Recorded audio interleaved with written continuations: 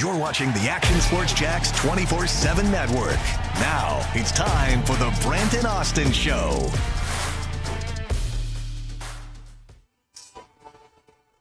Well, there you go. Is that going to be another part of the coaching staff? Give us the latest on this one, Hamby. You're a Whipple in the family. That's no surprise. He's in. For the Jacksonville Jaguars, potentially. Did you see? I've been getting set up for the Iceman. In the Give last us the 20 latest minutes. on this one, Hamby. Yes, sir. In the last 20 Okay, minutes, good. there's your new QB coach.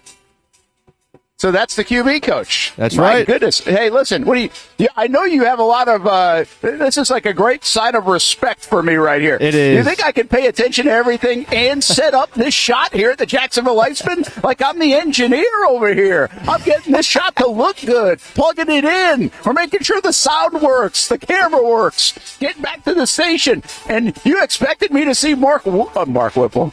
What's his first name? Spencer. Spencer Whipple. Hey, that was the guy that he said in the meeting with Christian Kirk. Yeah, he's You like, know that's my Spencer guy. Whipple. Yeah. So, but no surprise here, right? I mean, I'm just assuming it's the son of Mark Whipple. Mm-hmm. Is that right? You don't know Mark Whipple as well as I know Mark Whipple. But what? Let's see. Spencer Whipple. Let's get the book on him. Well, that was a big tell, wasn't it? That, hey, we're going to hire this guy when he said that to Christian Kirk. So he's 35 years old. So who reported the QB coach? Let me check my Twitter. Is it like Rappaport or Pelissero? Like Schefter one did. of the big guys? Schefter did? Okay. They're all taking turns, by the way. It's like, hey, we're going to give you this one and you this. Oh, I know how this works, man. We're going to give you this, you this. Like, well, the GM one last night was crazy. It was like somebody in the league office said, hey, I'm going to take care of you, Jordan Schultz, and you, Pelissero, and you, Schefter, and you, Rappaport, And Jordan you, Jones. Jeremy Fowler, and and Jonathan Jones. Yeah. It's like, I'm going to hand it out to all you guys. Different. You can have this one first. Like that's kind of the way it works. But that's kind of fun to watch it unfold that way yesterday because it sure did unfold that way in about a half-hour time where all those guys were announced. And we'll talk about the GM. So here's the deal. On Spencer Whipple, quarterback coach, and I just think it's pretty interesting because of the whole Christian Kirk exchange that Jaguars.com caught during that opening news conference day a week ago Monday that he's like, hey, do you know Spencer Whipple? And so I'm kind of trying to, because of the Cardinals. So he knew him from the Arizona Cardinals day. If you look at Whipple, he's just 35. Man, these guys are young. At college, he went to Miami. And then he got into coaching, which is really no surprise, given his dad, who was Mark Whipple. And Mark Whipple had an he's been a very good offensive mind and a very big impact on Liam Coen, by the way, as we just jump right into this. Pittsburgh grad assistant, UMass tight ends coach, UMass wide receivers coach, UMass passing game coordinator, and quarterbacks coach. So these guys know each other from the UMass days, Liam Coen and Spencer Whipple. And then he goes on to the Arizona Cardinals for the last 5 years, where he kind of worked his way through quality control coach, wide receivers coach, pass game coordinator, pass game specialist. You go from pass game coordinator, pass game specialist, you're really moving up in the ranks. He got more titles for these guys. And now he's the QB coach. So there you go. That's from Adam Schefter. And new news to even me here on the show to get us going on a Tuesday. Well, we are here at the Jacksonville Iceman game. It's another Kids Day, which the last time we were here, it was a lot of fun. And might be distracted by some good music. Guy Matt, who was helping me come in, he's like, it's the one hockey day where the DJ is more popular than the players, which is very true. 10:30 start time this morning. About 7,000 or 8,000 kids. Great day if you're a kid to come out to a hockey game as well. So this coaching staff really starting to take shape for Liam Coen, and I don't want to continue to say the same things over and over. But I do think it's just remarkable. I've never looked at the age of guys so much right. that are being hired. And, I mean, listen, 35 isn't 22. But 35 isn't 55 either. And I like it. I'm going to keep saying I like it. And then you guys can have like 500 Brent likes it if it goes wrong. but I don't mind it. I just think this is somewhat refreshing to get these guys in and kind of, you have to do some research on them. We're going to get to know them. But, man, the energy in that building, right, the relatability in that building is going to feel a little bit different. And, listen, I think there are plenty of football coaches that are 50, 60, Pete Carroll 70, and bring a lot of energy to the table. But I just think you're going to have – I just think it's not going to feel the same. And you know what? I like that because the NFL has a tendency to feel the same. So this is good for the Jags, and we'll see if it really works out for them. So it really looks like we're just waiting on offensive line coach, receivers coach, OC, offensive coordinator, and defensively there's going to be probably like 5 million other coaches, but they reportedly have defensive line, linebacker, secondary coach, and then there'll be like the safeties guy and the outside linebackers guy and the interior defensive line. I mean, there's just so many positions. But I think you're starting to check the boxes on a lot of these for Liam Coen. As I continue to tell you, I don't think you'll get confirmation from the Jags on any of these coaches other than OC. They've done the special teams coordinator with Heath Farwell. Anthony Campanelli, defensive coordinator, they did confirm that. I think they'll do the same for offensive coordinator when the time comes. And then everything else, I think, will come out in a press release where you just fill out the rest and confirm the rest when it's all said and done. So, YB400, what is happening? He did leave us a breadcrumb with that Kirk interaction. And listen, I didn't really read much into it. I didn't go and say, who Spencer Whipple right away. I probably could have and then drawn the lines. But I just thought it was somebody that they knew. I mean, I did the same thing with Coen earlier. And just like, hey, you know this guy, right? Or this guy. And just that's what you do when you meet some people. But anyway, Jags making some moves, and they continue to do so. I said this, I think this has a really good chance to be at least almost done in his mind by the end of the week. And part of the reason I say that is because he said last week at the fan event, Liam Coen was, that he is going to head back home. And that will be on the weekend, most likely. That's what he was planning on doing. So I think he felt like he could get the staff pretty much in place. Now, the other big news is the GM stuff for the Jacksonville Jaguars. And we're going to dive into this a little bit more. We kind of had some fun with the fly on the wall segment. And Hamby and I think, are going to do this maybe about 11 o'clock or so. And I kind of laugh at the GM stuff in a way because I don't think anybody knows what the hell makes a good GM before the guy's in place. Mm-hmm. We could say that about coaches too, but there's like a pedigree for coaches. Like, he's under this tree, or he does this offensively. There's tape, right? But there's no tape on a GM. I mean, an assistant GM waiting to be a first-time GM. He's never pulled the trigger. Like, you don't just be like, hey, let's get this guy have some practice. He'll pick the third-round guy in the draft. That's not how it works. Hey, this guy can go get the B-level free agent and spend the owner's $30 million instead of $60 million. It's just not how it works. So I chuckle a little bit at the idea of getting excited about a general manager. But we do know this, and the reports are out at least. Chad Alexander comes from the Chargers. Brandon Brown comes from the Giants. And I'm getting a lot of people like, why would you want anybody from the Giants? So this was actually the guy that was against the Saquon Barkley move on Hard Knocks, from what I understand. Trey Brown, Cincinnati. Ian Cunningham, Chicago. That's been the name everybody has talked about. And then Mike Greenberg from Tampa. Isn't it pretty amazing that Tampa and have been able to produce potentially 2 GM candidates this cycle? Right. That's pretty wild. A lot. I mean, I don't think of Tampa as the poster child of the NFL.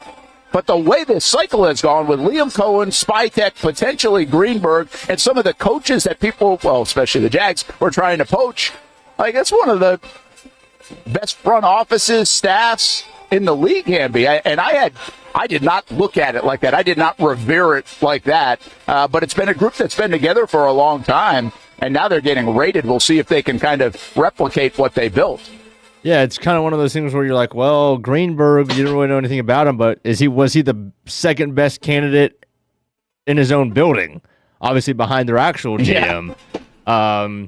Or is that just a matter of preference or whatever? But I don't know if I'm really trying to grasp at straws, that makes me worrisome that, he was he wasn't highly coveted and Spytek was the guy. And because the thing that we can't know, and we get like 1 or 2% of an idea from these Hard Knocks things, is how much say these other guys have, right? That's kind of, as soon as that list came out, that's what we thought about the assistant with the Giants, Brandon Brown, is what was his role in the Saquon Barkley trade? What was his role in, the maneuverability of that offense? And we still don't know. I mean, yeah, we could say that he was one of the two that were against trading Saquon Barkley, but if your opinion really doesn't matter that much, and I'm not saying his or it does not, well then it doesn't really matter what you say in a sense. It's like,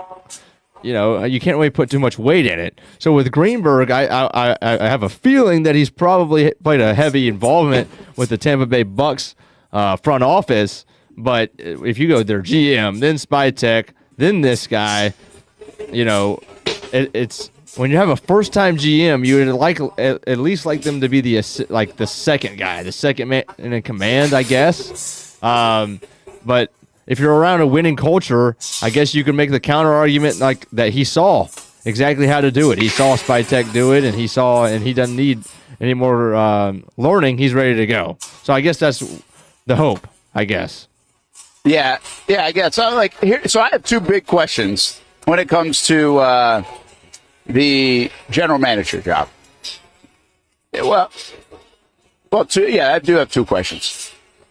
What makes a good GM, and how do you find it? Mm-hmm. Honestly, I just don't know beforehand, before you're a GM. How are you judging what makes a good one? Again, I'll go to Liam Coen. When you're interviewing Liam Coen for the job, you've got a vision and a philosophy, and you've got, he kind of referenced, he got up in the middle, was doing a 3-step drop at one of the interviews and stuff. You can showcase things, how you go to make a quarterback better. My prowess with quarterbacks over the years, there's pedigree, like we mentioned. There's proof in concept. And it was your offense calling plays the last couple of years. That is not the case when you interview a GM. You're just part of it. And by the way, you could have a big role, and you're an important part of it. I'm not trying to diminish anybody that works in a building, but I just don't know how you know that guy is good. You can ask the same thing: vision, philosophy, culture, all the things. They probably answer those questions pretty well. Mm-hmm. But, I think this might be the hardest one to do. I think it might be the hardest, and that's why you don't do them all the time. We change coaches way more than we change GMs in the NFL. And that might be the reason why. Because how do you find that right guy? We really don't usually know about the GM until a couple of years in. We can think this guy's good after year one, but keep in mind in 2022, you were starting to change your mind on Trent Baalke, too. Yeah, you were. Because it looked pretty darn good. So do you have all the ingredients, and what does that look like, and who you're going to identify? And when you're in the room on draft day and your guy goes off the board, are you going to be able to manipulate the board? I give Trent credit for the way he manipulated the board the last couple of years to still get the guy he wanted and even acquire some picks. He did some good things there. Way better than I thought he'd be able to do. Are you good at trading? You don't know. Dave Caldwell was a very good GM at trading. What he was able to get in return. Shoot, he got a 6th-round pick for Blaine Gabbert. But I didn't think Trent was as good. I don't think Trent was as good at free agency as even Caldwell was at free agency. Now, they hit some, but I think they also misplayed the market at times. I think you can make that case with Armstead, make that case with the tight ends in 2021 under Urban Meyer when they didn't get Hunter Henry or Jonnu Smith. I think they kind of misplayed the market there. And then there are some good ones like Evan Ingram and others. But obviously this year it wasn't great free agency. So how do you know that guy's going to be good at it? So I laugh a little bit at getting excited about GM names. And if you know more about a guy, God bless you. But I don't know a lot about these guys other than where they're coming from. And I really don't know how they're going to be as GMs if they're a first-time GM. Because they've never done it. They've never done it. Coaches do it. Coaches are always coaching. And sometimes you get more responsibility. And heck, Sean McVay has allowed some coaches to even coach preseason games. You can even get a sample size there. So I think, Hamby, what do you think? What makes a good GM? Like, what are the Jags looking for in identifying the right GM for this team? Real quick before I get to what makes a good GM, the one thing that Balky kind of salvaged in a sense is when you say Caldwell was better at the trades. That's where Balky kind of surprised us with the trades he was able to do in the draft. Now, if you're not a guy who wants more draft picks, then you probably wouldn't have liked it anyway. But the fact of the matter is that they were good trades, right? Especially with trading back with the Vikings in the first round of last year's draft and still getting Brian Thomas Jr. That was seen as we've talked about, one of the best trades in first round, like in a decade, as far as how they do the point system and all that as far as trade value. As far as what makes a good GM, I think the first part is you got to be a good talent evaluator. Like, you got to know the game. At the same sense, like, everybody wants, you keep seeing, even Delphonic was like, Greenberg is supposedly the money guy. Well, the money guy is very important. Knowing how to work the cap, knowing how to work salaries and how much to pay. That's very important. But at the same time, the most important thing to me about a GM is straight up, you got to know the game. You got to know talent. You have to know talent when you see it and be able to evaluate, because anybody can say it. Anybody like me can do a mock, but we know all too well that a lot of these guys don't pan out, right? And you have to be able to. Why I say know the game is because there are guys that are going to be good, right? Why is it the case that Baker Mayfield, Sam Darnold, all these guys don't have success on this team or that team, then they go to a new team and they have all this success? Yes, it's because they mature as players. Absolutely. Yes, it's because they've gotten better throughout their careers. Absolutely. It's also because that GM on that new team knew his system on his own team and said, that can work here, right? So it doesn't matter. Everybody in the first round of a draft, all the best 32 players are good players. But if that doesn't fit your team, what your head coach wants to do, if you're not a good listener and knowing, okay, this is exactly how Liam Coen wants to do it, these players at this position will fit that and these won't, then it doesn't matter how good of a talent evaluator. So you got to be a talent evaluator, and I think you guys got to be a good listener. You got to know what your team wants to do. Yeah, listen, I think Trent Baalke, all the things that we're talking about, Trent Baalke, you're right, he did do some good trade thing. I was thinking more in-season trade. Mm-hmm. Maybe, like, he ended up being fine, I think, in that regard. I think the talent about what I kept hearing for years about Trent Baalke is, listen, this dude's not a bad talent evaluator. Like, he's not a bad personnel guy. That's what they would say, more than talent evaluator, personnel guy. So he knows personnel. And I think there's some evidence of that. I think there's so much more to the GMing part of it. I also think he put the Jags in a decent spot overall. I don't think they're in a bad shape like the Saints are in terms of their contracts. I don't think they're in the best of shapes, depending on when you have a new regime coming in, because they might not want to keep the same guys. I think you can question, like, the Walker Little signing. Like, you can question things, no doubt about it. But the Jags aren't in bad shape. They actually have some young talent they've been able to acquire. They've made some good moves. They've extended some of their guys. They had a philosophy about doing that and drafting and developing and keeping. I'm okay with that. I think people always try to do that. And Jags just haven't been able to do that overall. They've done more of it right now. So there are things like that are good. But you just mentioned, like, there are so many more things to the GM job that now I believe Tony Boselli has some of those on his plate. See, that's a good thing about this for anybody coming in, that they'll be set up for more success. Their head doesn't have to spin in so many different directions. But I just still can't. I would think if you're in this game, if you're a scout, I would think you're a good talent evaluator. Right. Or at least, or you shouldn't be a scout. Mm-hmm. I would think if you're climbing the ladder to get to the player personnel part, assistant GM part, you're a pretty good talent evaluator. I have no idea what the hell that means, quite frankly, but I would think that you are, or you wouldn't be in that position. So to me, those things are givens about the, like, everybody probably has some sense of that. I think there are so many more intangibles around in this job. Like you just mentioned, the feel for the coach and what they're looking for, the synergy in that front office with the coaching staff of what these guys are good at and what we're good at finding to help these guys get them even better. Like, that's not just like a put it on a sheet of paper. I think that's a feel thing, a nuance thing, an intangible thing that, quite frankly, in an interview, you can't tell until that dude gets in the building and starts GMing. That's my point. Like, I think that's why this is a little bit, you do your due diligence. These guys might all be great. And by the way, I'm on board with any of them because I really can't criticize any of them. But I really can't sit here and praise any of them. I am not going to raise the pom-poms at the GM hire like, this was a great move. I really don't know. Like, I really don't know. And I don't know how we can know. How's that guy under the gun when the pressure gets hot? Does he stay on focus? Does he stay on task? Do they stay on their roadmap when the crap hits the fan? Because in the NFL, it always does. Do you panic? Do you splinter? All those things. You don't know until that dude is in that spot. And I think that makes it maybe the most difficult hire there is in the NFL. It's a very important job in the NFL.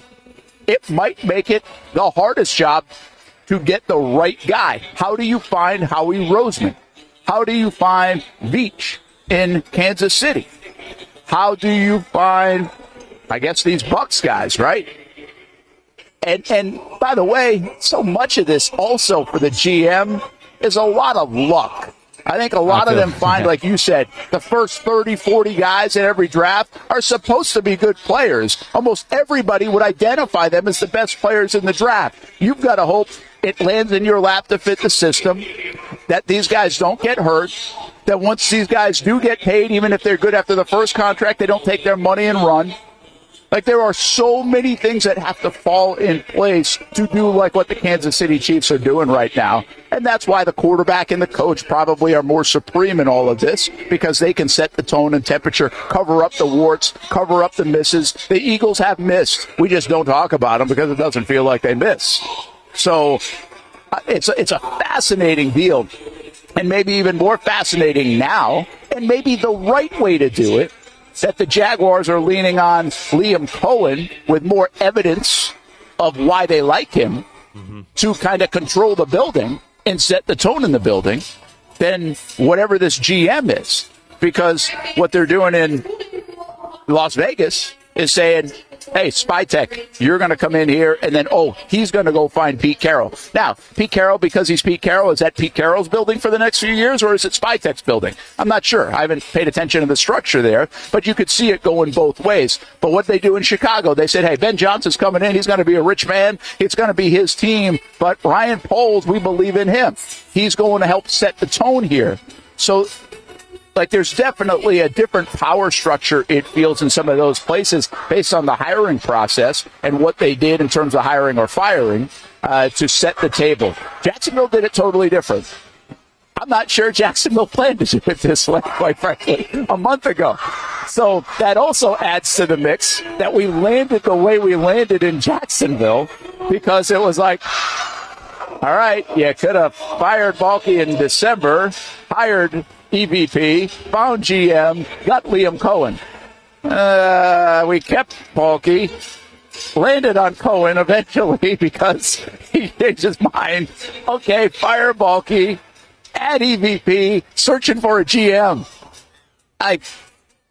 But at least now we know the vision. The vision is Liam Coen, right? It's his build. We landed on a spot where it's like, we know what it is, based on the way the hiring fell and also what they're saying and what they've identified. So really kind of a different approach. And I don't know if I hate it based on what I'm saying for the last 20 minutes about how hard I think it is to know if the GM's the right guy.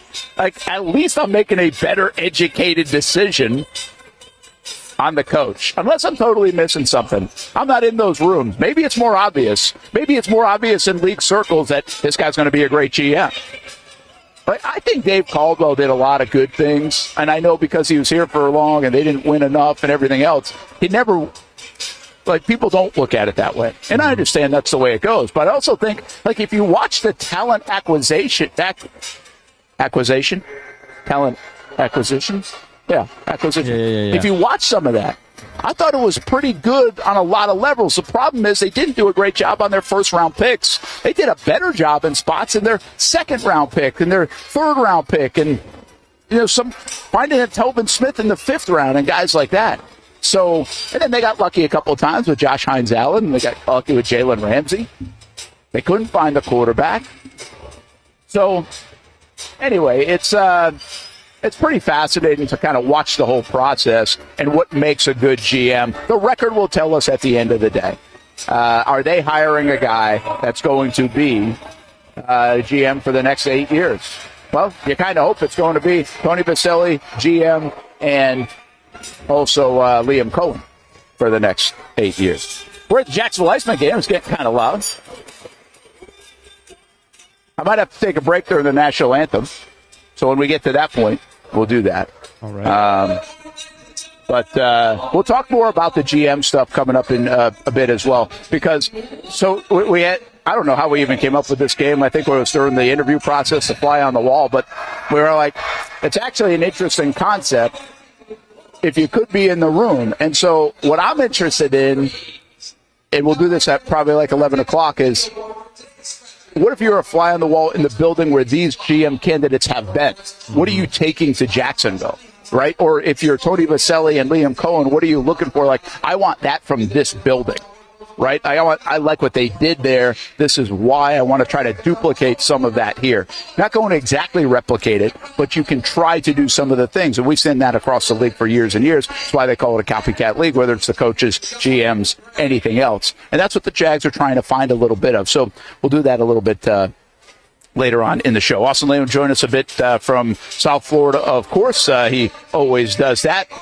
Quick thought, see, Leonard Hamilton resigned is resigning, retiring at the end of the year at Florida State. Hamilton's an interesting deal.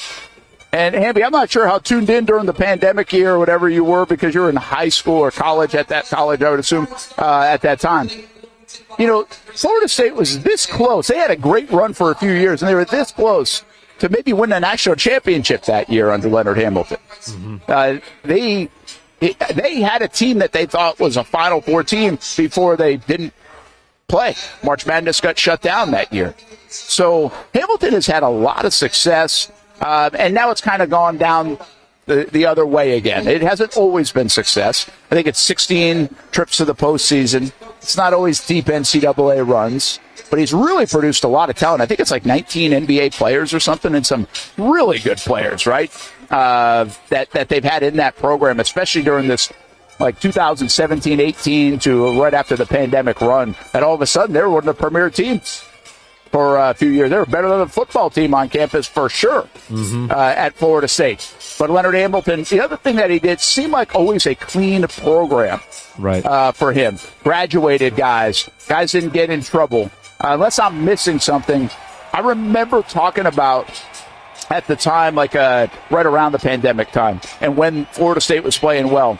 And I said, think about the guys that they had in their premier programs at Florida State for a little bit. They obviously had Bobby Bowden. It's just like cool guy. Seems like great guy. Great ambassador to your program. They had Mike Martin in the baseball program. Yeah. Awesome guy. Right? Awesome at that. Plus, those guys been there 30 years. And then Hamilton, at the time, had been there about 15, 20 years. And Hamilton's known as that. Now, I don't think people know that as much about the basketball program, but he wasn't as big of a figure, I think, on campus as, obviously, Bowden and even Mike Martin, quite frankly. But Hamilton, very similar. So they got in their, like, premier sports, baseball, basketball, football, three just great people, I think. And in charge for decades. I always found that fascinating. I think that's going to be really hard to do. You can find success maybe, but do you feel the way you do about that head man, the guy leading the way people did about those three guys at FSU? I think that's a really hard thing to find. And Hamilton, while he was probably the third leg of that, he was part of that. and maybe didn't get the due that he deserved until they started to go on a little bit of those runs. So Florida State is 76 years old. I mean, I don't understand why these guys coach so long, but they're going to have to revamp their program. And it is a program now in a down ACC where if you get it right, you can be a factor in college basketball over there in Tallahassee, Andy. Yeah, I don't know, Brent. I think age might be a part of the factor, but I think the lawsuit's got to play in a good bit, even though he's probably not going to – there's not going to be any repercussions from him as an individual, but he's probably in that same boat as Saban, if I had to guess, where this was the last straw. This came out of what was maybe within the last month, and this is the last straw, and he's like, hey, I'm not going to deal with this anymore. Now, that I don't know if his involvement was, but they in the lawsuit they say that a lot of different players claim that he repeatedly offered them like $250,000, but was strategic about never putting it in writing, right? And obviously that money they claim was never paid to them, so they're suing him for breach of contract. But was it really in the contract? I mean, we have no idea whether he did or not, but regardless, it seems like this is just like for a 76-year-old dude who's coached basketball, this is the same as all the old coaches. They're probably just pretty much tired of this whole NIL thing, throwing the fact that he's getting up there in years, throwing the fact that he's had success, but they haven't been as good in recent years, and it's probably just like the best way to go. You didn't blame the lawsuit in any way, but there's no way it didn't play a factor in my mind. Well, I think the whole landscape certainly plays a factor. Age plays a factor. How they're doing plays a factor. The landscape plays a factor. I don't know what kind of fault he's at there. I do think it's harder and harder for those guys specifically to navigate this time. Harder for a lot of people to navigate. You don't have to be 76 years old. So it just kind of depends on your mentality, how you kind of negotiate through all of that. And maybe he is at fault. We'll find out of that. But I think overall, he's had an underrated kind of run. There were times I remember this as like people were calling for his job, like why is he still there? And then all of a sudden they went on this run for a few years, like they were very relevant. They were very good in a good ACC at the time, where right. Duke and North Carolina still were a factor. Now I think it's interesting because you can reset this in Tallahassee. How much do you want to win in basketball? Can you find that right guy? And I mean, it's not that far from football where it's like you can go get the ACC now. I mean, Duke is pretty much Duke. They've got it cooking right now, but North Carolina is not North Carolina, at least at the moment. I mean, Clemson's okay, but the ACC is not the SEC in basketball, which is really weird to a lot of us, but it's there for the taking. So we'll see what Florida State does. Let's do this. We've got the national anthem coming up here at the Jacksonville Iceman game, and we'll show you some live hockey throughout a little bit this morning, not even close to tonight. But let's take a break. Brent and Austen Show on the Action Sports Jax 24/7 Network. We'll be right back. When it's time to get a new car for anyone in your family, just remember, nobody but Nimnick, the #1 Buick GMC dealer in Jacksonville. Get the latest price breaks on 2023 and 2024 models or the newest 2025 vehicles in the showroom on Phillips Highway, or shop online at nimnickbuickgmc.com 24 hours a day. GMC Sierras, Yukons, and the redesigned Acadias, or get the all-new redesigned line with Buicks. It's nobody but Nimnick, and part of the reason why is this is a first-class buying experience here at Nimnick Buick GMC. You're not just a customer, you're a friend. This is about getting a vehicle that best fits you and getting you on the road, and also helping you and your family down the road. Nimnick has a treating you right guarantee, courtesy, respect, fairness. And most Buicks, GMCs, and Jacksonville's only Car Bravo dealer, nobody but Nimnick. Who has put in the most years and stands behind a better experience? Nobody but Nimnick. GMC. We are professional grade.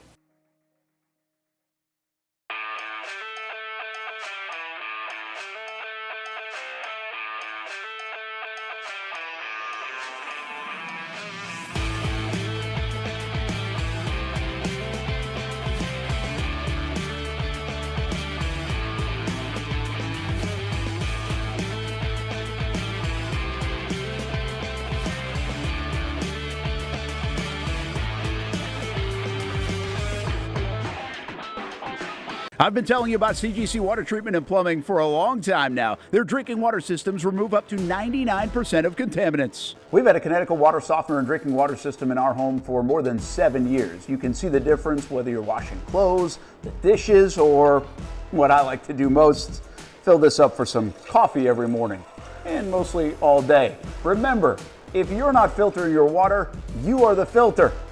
Don't be the filter. Right now, save $1,000 or more when you bundle a Connecticut Premier Softener with a Connecticut K5 drinking water system. The experts at CGC Water Treatment and Plumbing will test your water for free and determine your water score. Don't know your water score? CGC will find out and recommend the appropriate Connecticut water treatment solutions so you can improve it. Call 904-552-1242 or visit cgcwater.com. Ask about our 90-day love it or leave it guarantee. CGC Water Treatment and Plumbing, an authorized independent Connecticut dealer. Florida license number CFC 1432579. The rhythm of my heart is beating like a drum, with we are martyr rolling off our tongues. Never will we roam, for we know our place is home. Where the ocean meets the skies, we be sailing. Where the ocean meets the skies, we be sailing. When it comes to trucks, I know exactly what I want. And at Bozard Ford, they make it easy to get exactly that. Let's go make this truck a little more my style. With Bozard Built, I can create my perfect truck right here. Lift kit? Check. Premium wheels? You bet. Advanced lighting package? Oh yeah. The Bozard team works their magic.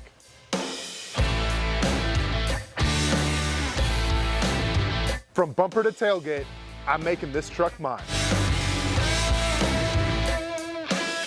It's everything that I wanted and more. From the field to the gym to weekend adventures. This truck's built for my journey. Bozard Built. Customized for your lifestyle, built to exceed your expectations. Check out the inventory and available options at bozardbuilt.com. Unleash your dream ride. Customized, covered, and Bozard approved.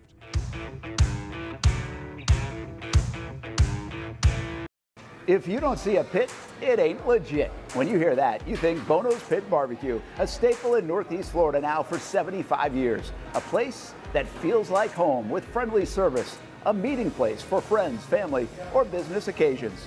On the menu, the corn nuggets are a favorite in our house, but there's something for everyone. Sandwiches, platters, salads, sides, desserts, and family feasts. You see Bono's all over the place in Northeast Florida. You know, there are almost 20 locations in the Jacksonville area now, so stop on by, sit down, and dine in with Bono's. You can also take it to go. There are drive-thrus in many of the locations, and they have delivery options too. Just download the Bono's app to make things easy. I signed up for the loyalty program, and you can too, to get special offers. If Jacksonville is home, few things feel more Jacksonville than Bono's Pit Barbecue. Celebrate 75 years and many more to come. Bono's Pit Barbecue. If you don't see a pit, it ain't legit. Welcome back to the Brent and Austen Show, streaming on the Action Sports Jax 24/7 network. The new Executive Vice President of Football Operations, Tony Boselli, and I feel like it's a move being well received here in Jacksonville. And like, I was driving downtown today to come here to the arena, and I couldn't help but think of it's like I take like Emerson off 95 and come back and go through like right by the stadium. To get here to the arena, which obviously that's the way you would go. And you're seeing the cranes downtown. And obviously there's work being done at the stadium already, if you don't know that. There's just like little pockets of work. It's already like some demolition in some areas outside the stadium. So a lot of like underground work being done already for the stadium renovation in 2028. Like it's underway. And it won't be like eye-popping to anybody yet, but it is underway. And then you see the Four Seasons and the stuff on the left-hand side as you're coming down. And I just kind of had this feel. It's like, hey, it feels good around here. Like, when you come down sometimes, you're like, oh, geez, here we go, another game. The Jags have like 3 games left in the season. Or what's going to happen today? or whatever. The sense when you drive through downtown right now is like, hey, this is awesome. Like, things are building, and they've got everything in line, and it feels good in Jacksonville around the Jaguars. I think you could actually sense it. I don't know if I'm just an idiot and feel that way, but it went through my head today coming down here to the arena with the Jags and the way things are aligned. And I think part of that is Tony Boselli. Like, this is very well received, and I just can't get over a couple of weeks ago where people were hammering him, just absolutely hammering him for a couple of days. They were so mad at him for when he went on the radio and was talking about Trent Baalke.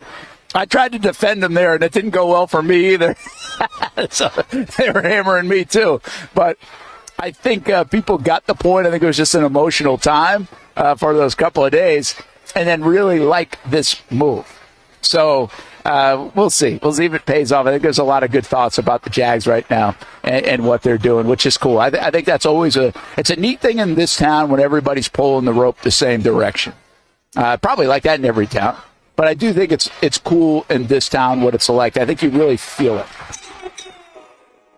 You got a goal? Holy cow. Holy cow. It's amazing. This is the greatest, by the way. I don't know if this is a fun show to watch and listen to, but it's kind of like, it's awesome to do it from here. So you just get interrupted by this. It's crazy. It'll be hard to keep my train of thought in conversation today. I'm just giving you a heads up on that, all right? You might have to have a little patience. What's Ripley saying here? The firing of Baalke showed us as fans, football critics, all of the above. Shad might actually be listening to something that is being said about the Jags. Yeah, there is a little bit of that. There's a little bit of, and to his credit, he said he'd be listening, even on January 6th when he had the press conference to keep that weird Zoom conference with Trent Baalke, which everybody looked at as awkward. He did say, hey, listen, we'll listen to it. We'll listen to whatever makes the organization better. He did listen. We said in the first segment, it's like it took an odd road to get to where the Jags landed at, but I think they're landing in the right spot. And sometimes you got to get a little lucky. Sometimes in any walk of life, in any business, you don't know how you get to a certain point, but you get there. And sometimes you get there for the negative, and sometimes you get there for the right reasons, and you find your way. And there are probably a lot of better reasons than you and I and everybody else know of why he was hanging with Baalke, at least in his own mind. I don't know, we can't make sense of that, but I don't think he was doing it to just flip the bird at all of us. I think if there's one thing that people really miss on Shad is how much he really does want to win. And I've spent enough time around him. I've said this for years. If you've listened, he's a good owner in that sense. He's tried to figure things out. He's made mistakes, but he's spent more money than like anybody in the league. I'm talking about on the football team and on players over the last decade, I think it is. I think that's a real number. Obviously, what he's doing for the city and everything else to try to progress it forward. And I know there's politics and all this stuff involved with it, and there's debates about how much money should be spent on stadiums. The bottom line is he's the guy helping push all this forward. So cares about the city, cares about the franchise. And I do think he really wants to win. I'll give you this example. I was in London with him when the stadium deal went through with Mayor Donna Deegan and him. I was in London in the room. And their reaction, their genuine reaction to the stadium was one thing, but also I just remember saying something to the effect of, hey, now I got to go win some games. Because at that time, what were they? 1-5. They had lost to Chicago. They were 1-5. It was a Tuesday of that week. And he had this stern look on him, man. Like, he went from jovial, happy about the thing, to stern look of, he didn't say a lot. But he kind of said, like, I had seen him in the team hotel, which is an hour away from downtown London. So, like, he wasn't always at the team hotel that week because he's got other business stuff. He made a trip to the team hotel like that morning. And I saw him there. And he even said something like, well, you saw where I was today. type of thing. Yeah. Like he went in there, I think I've told you that story before, and I've been around shot a lot over the last dozen years, or enough, and that was one that I kind of like. That was different. Like he was not happy with that start. And I didn't know who he was going to talk to that day. I didn't get to see that. But he talked to somebody that day. And it was a brisk walk through that hotel room. And then even later that night after good news had happened, it was still on his mind like, this is not right. Like, we should be way better than we are.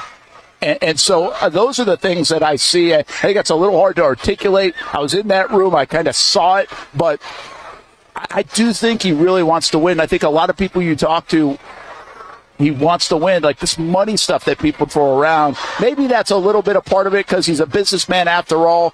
I just don't sense that. I never really have. I think he wants to get it right. I think he's trying to figure out how to get it right. And I do feel like Rip is correct in the sense that we feel at least like he did listen the way it landed on. Listen, I feel like, in a weird way, and I know they didn't, by the way, I don't have a big enough ego, but I feel like he read that article, and I feel like Liam Coen read my letter to him on Sunday night. Like, that's why I don't know why it happened this way, because I know they didn't. I shouldn't say I know they didn't, but I highly doubt they did. And they certainly aren't reacting off something I wrote, right? But it feels like we all got here together. Right. But I think, you know what I mean? Like, that's the thing about it. It's like, okay, this, like, maybe it even took me this long to figure it out in Jacksonville. This is what's missing. I've never pounded this kind of stuff home so much about everything outside of who the GM is and who the coach is and what's going on Sundays. It's so much bigger than that, but it took me a while to kind of figure that out. Yeah, we said a little bit of it here and there over the years, but I'm around this thing quite a bit, and it takes you a while to figure out. I'm not in the walls all the time, and by the way, neither is Shot. So, again, how we got here, I don't know. It feels good, I think, that we're here, and it feels like it's going in a good direction. And you know what? I'm not even sure that's true. Like, we just don't know. They got to win football games at the end of the day. They've got to get that done. But I do think they also have to do a lot of these other things off the football field that they've been missing or not doing enough of. It's been maybe at a 4 or a 5. They're going to turn that up to a 10, and I think that's what we're seeing in Jacksonville right now. That's really anteed up all of it. And so I think that's why we're like it. I'm going to probably start screaming about it now because I think they're doing it, and now we get to see if some of that works out. And I'll tell you this, though. I don't think we figure out if it works out in a month. I don't even think it figures out. We find out if it worked in 6 months or even a year. I think this is more of we're going to have to check back in 3 years on this, right. Maybe even 5 years, and see where this thing's at and what they went through. And maybe it's the opening of the new stadium. Where are we at in 2028 when the stadium opens to see if some of the things that got put in place this offseason and we go back to and be like, that was the change. That Wednesday when they fired Balky, Coen said no. They went and got Coen. They put Tony and gets even more involved than he was already tracking. Oh, that's where it changed. That was a big day. That was a really big day. So we'll see if it works out that way. Hey, big player that is now available or going to be available, 2 of them, right? Myles Garrett yesterday and then Cooper Kupp as well last night. I got to be honest with you. I know Cooper Kupp had this phenomenal year back in 2021. Everybody's talking about it, and he has been a phenomenal receiver for the Rams. But I don't have a lot of interest in Cooper Kupp. Am I crazy? Oh, friend. Just because Stafford decided for whatever reason not to throw him the ball? I mean, are you saying is the eye test? Or are you saying stats? Or because he's old or he gets injured all the time? I mean, gosh, I probably just gave you four pieces of ammo. Yeah. Oh, I don't know why I did that. You tell me. I don't know why I just did that. I just made an entire point. But Brent, he's a good football player.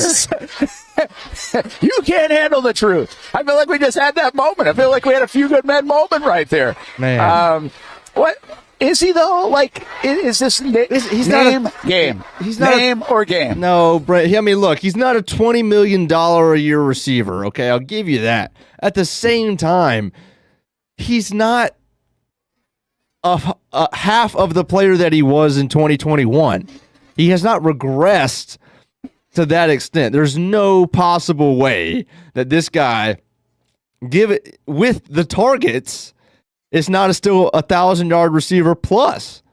I could not be convinced that with the targets, it was more so about, it wasn't just even about Stafford. The Rams just decided they weren't going to throw the ball more than 20, 25 times a game, and when they did, they were going to dump it off and throw it to Puka every time.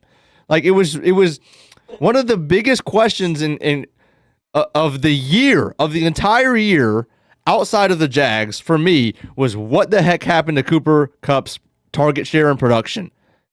It fell off of a cliff because when Puka was hurt at times in the beginning of the year, it was just like old times. Stafford to Kupp, Stafford to Kupp, Stafford to Kupp. He goes down for a couple of weeks. Puka returns. Puka's fully healthy. And then Kupp has one catch a game for the last 6 weeks. It was crazy. It was pretty wild. So, Kupp's been phenomenal, by the way. He's been phenomenal, but the last few years, this is as pedestrian as it gets. 75, 812, 59 catches, 737. 67 catches, 710, 10 yards a catch, 6 touchdowns, 5 touchdowns, 6 touchdowns. I mean, you got those guys. Like, and he's 29, 30, 31. And guess what? He's going to be 32. Like, it makes no sense, in my opinion. And I get it. You rework the contract. You give it a whirl. I can't find it make sense. And by the way, he's only played 9 games, 12 games, 11 games in that stretch, so the numbers would have been better. But the bottom line is he didn't play those games because he's been banged up. He's getting older. So I don't. Here's the other thing. Here's the big reason. Here's the biggest of reasons why I don't really get excited about a Cooper Kupp in Jacksonville. The Rams don't want him. The Rams are good. The Rams know how to win. The Rams are an organization you're trying to kind of almost mimic. Yeah. If they don't want them, why the hell should you want them? Look, with all due respect to a very good wide receiver and a great career, and I'm not telling you he's done. Can he fit somewhere? Can he go help the way DeAndre Hopkins has helped a little bit in Kansas City, or you name your guy? I'm sure, but like, who are you getting rid of for Cooper Kupp here in Jacksonville? I'd almost take anybody the Jags have instead of Cooper Kupp. It would be a roadblock. You have 2 roadblocks. It's Christian Kirk and Gabe Davis are both roadblocks for anybody who would even want to consider that. Look, I think if I'm buying what you're selling, then I'm going to tell you that then you should believe, Brent, that Christian Kirk's better than Cooper Kupp. I think at this stage I do. Okay. Which I don't think that's too far-fetched, because look, we know that Cooper Kupp is not a top 10 receiver. But I'm just telling you, the Rams are treating him like he's not even top 20, and I think that he's got to be 15 to 20 when he gets the production, the target share. I think there's a lot of hope in that statement, by the way, and that's okay. Listen, there's a lot of hope in the statement that Christian Kirk now stays healthy too. He's been hurt the last couple of years, so like there's hope in every statement because you got to be healthy. But I also think age factors in. I'm going to give you one more thing why I think this doesn't make sense right now in Jacksonville. We're talking about 39-year-old head coach, 35-year-old. Spencer Whipple today. There's potentially a 34-year-old or a 28-year-old OC that they might hire. We're talking about how young this thing is getting, and it just doesn't, to me, you talk about vision and everything else, it doesn't align very well if you're like, hey, we're getting younger and younger, and we're infusing all this stuff, this innovation and energy and everything else into our building and our franchise. Oh, but let's go get the guy that's like maybe in the twilight of his career at wide receiver, where you could go draft a guy in the 3rd round or 4th round and get major production and find sometimes, like the Rams did in the 5th round to get Puka Nacua. Right. Like, don't go get people's names. Myles Garrett, that's a totally different conversation. He's still in the prime of his career. And, defensive ends, pass rushers, do it for a longer period of time, usually than receivers as well. So, listen, I'm not trying to disrespect Cooper Kupp. He's been fantastic. I just know when names come available, everybody's like, let's go get him. Right. I wouldn't do that with this one, folks. I don't see it. It doesn't make a lot of sense to me. I don't think they'll do it. I can't see where a lot of logic adds up other than Liam Coen has spent time around him. Now, That's an interesting part of it, right? Yeah. I mean, that is certainly interesting, and you would trust that he's got a vision for him if that would take place. And to your point, Hamby, if they do make the business decision, which is very much in play with or without Cooper Kupp, to move on from Christian Kirk, if they make that decision, well, what if you did a deal with Cooper Kupp and it's $12 million a year? Right. So now you're saving money and getting this guy. Like, there might be some dollars and cents logic to it, but I'm really not clamoring for it. I just tell you, I think I would bet on Christian Kirk having just as good, but probably a better year than Cooper Kupp at this stage right now in this offense. Yeah, I mean, look, if you didn't have a slot receiver, it'd be different, right? And then you would say, man, it does make a lot of sense. It seems like the perfect guy for Trevor. But that's our whole argument of why we still think Christian Kirk is going to be good this year. Why we think the Jags should keep him. Why we think that, if he's healthy, we're going to see the Christian Kirk that we saw 2 years ago. Because that is the perfect. Like, we have not seen 16 games of having a down-the-field threat in Brian Thomas Jr. and also a slot guy. Like, if we could just get 16 games, I guarantee, I can't guarantee anything, but you got to believe that Trevor Lawrence is going to look way different than what he would with just one of those guys. It would be the Kupp effect, in a sense. Like, I don't think you're going to, like, if you're going to give Kupp and BTJ versus Christian Kirk and BTJ, and what would their full 17-game stat lines be? I don't think there's a difference. However, so go ahead. I just think. No, go ahead. Keep going. However, what? There's part of me that's like, you want to change something in the receiver room. You want to do something, and I don't know what that is, because we already know that the offense is going to be the exact same 10 guys as it could be 11 based off of maybe Sheriff, but I mean even your backups, like obviously that 11 doesn't include Strange and one of the running backs, but 14 of the 15 guys that you only see in there in offense are going to be the exact same this year as it was last year.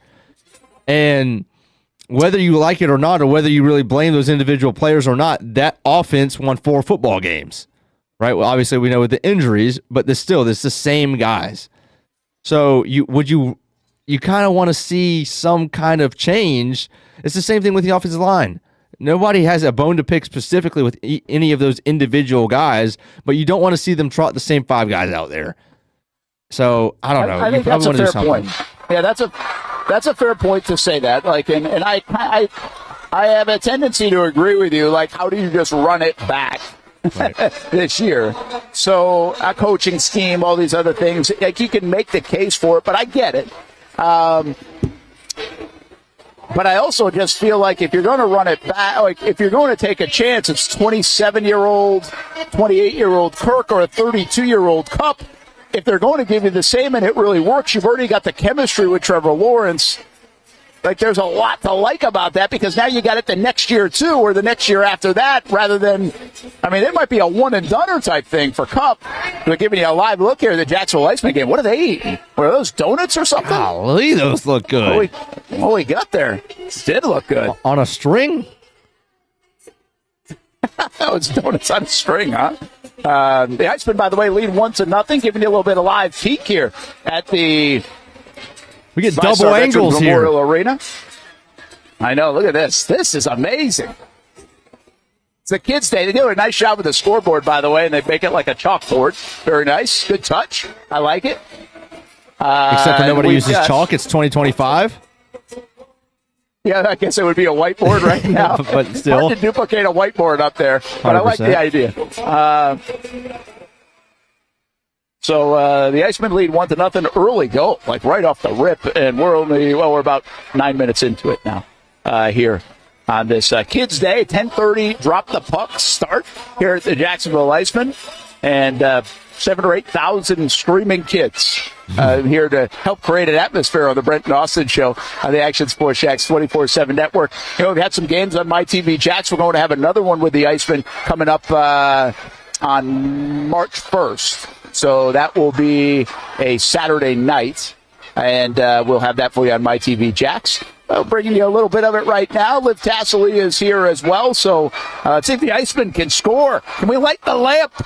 An opportunity in front of the net for the Icemen. Let's do this. Take a time out here on the show. We come back. We'll keep you updated on the Icemen all throughout the morning. Alex Reed may join us as well here on the show today and catch us up on where the Icemen stand as we enter the month of February and maybe a stretch run for the ECHL hockey season. We'll do that and a lot more football talk plus fly on the wall. Let's do that with the GMs, but not what the Jags are asking in the interview room necessarily. It's if you were a fly on the wall in the buildings that these guys are coming from, what would you take with you to Jacksonville to help turn it into a winner? We'll go there when we come back. Brent and Austen Show on a Tuesday morning on the Action Sports Jacks 24/7 network. It's one of the hot spots in the area. Welcome you to String Sports Brewery out at the beach. Big crowd on hand tonight. The fans are here. And now the newest hot spot at the beach is open. String Sports Brewery in Jacks Beach has opened its doors with rave reviews. We're going to be fans forever. Cozy up to the bar. Grab a seat in the sports-themed restaurant. Or grab a seat outside and feel that breeze coming off the beach as the weather warms. Just like the original location in Springfield, try the popular beer menu and come for lunch or dinner too, because the food is fantastic. He's got some exciting news heading into 2025 as well.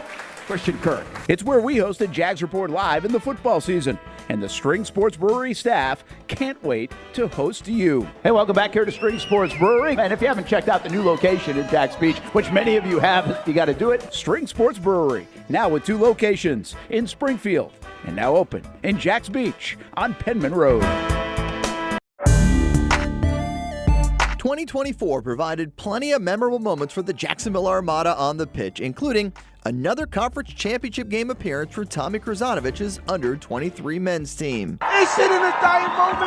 Debuting this year for the first time, the girls in blue as the Armada fielded a women's under-23 side in the WPSL and made its presence known with some highlight moments. Potential goal of the season. Then attention turned to the future, with MLS Next teams representing the Armada badge in 3 age divisions this fall, including an under-19 squad ranking among the best in the state. Those teams are a big focus on Fleet and Footy, covering the big soccer stories each week on the Action Sports Jacks 24/7 network. I'll put one in the back of the note for you. Join us for player profiles, fun interviews, and the very latest on the Fleet and all things footy. That's every Thursday at 2 p.m. Baker Sports is local sports. Uniforms from Pop Warner and Little League to travel ball, high school, and college. They make you look good.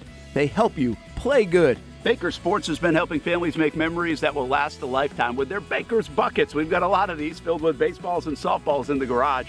I've been throwing batting practice to Ty and Kaylee for years, and also sit on the Baker's Bucket, catching Kaylee while she practices her pitching. Baker Sports is homegrown, and a lot of employees that used to play on local ball fields now work for Baker Sports, now helping you look good, play good, and make memories of your own.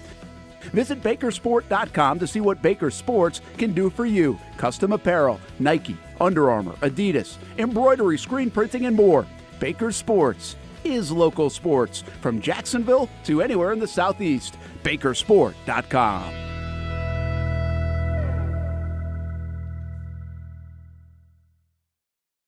The Tom Bush family of dealerships, they've been serving customers in the Jacksonville area for 55 years. They've been your go-to spot to get and stay on the road since 1970, and that's still the case here in 2025 and beyond, even if the cars have changed just a little bit.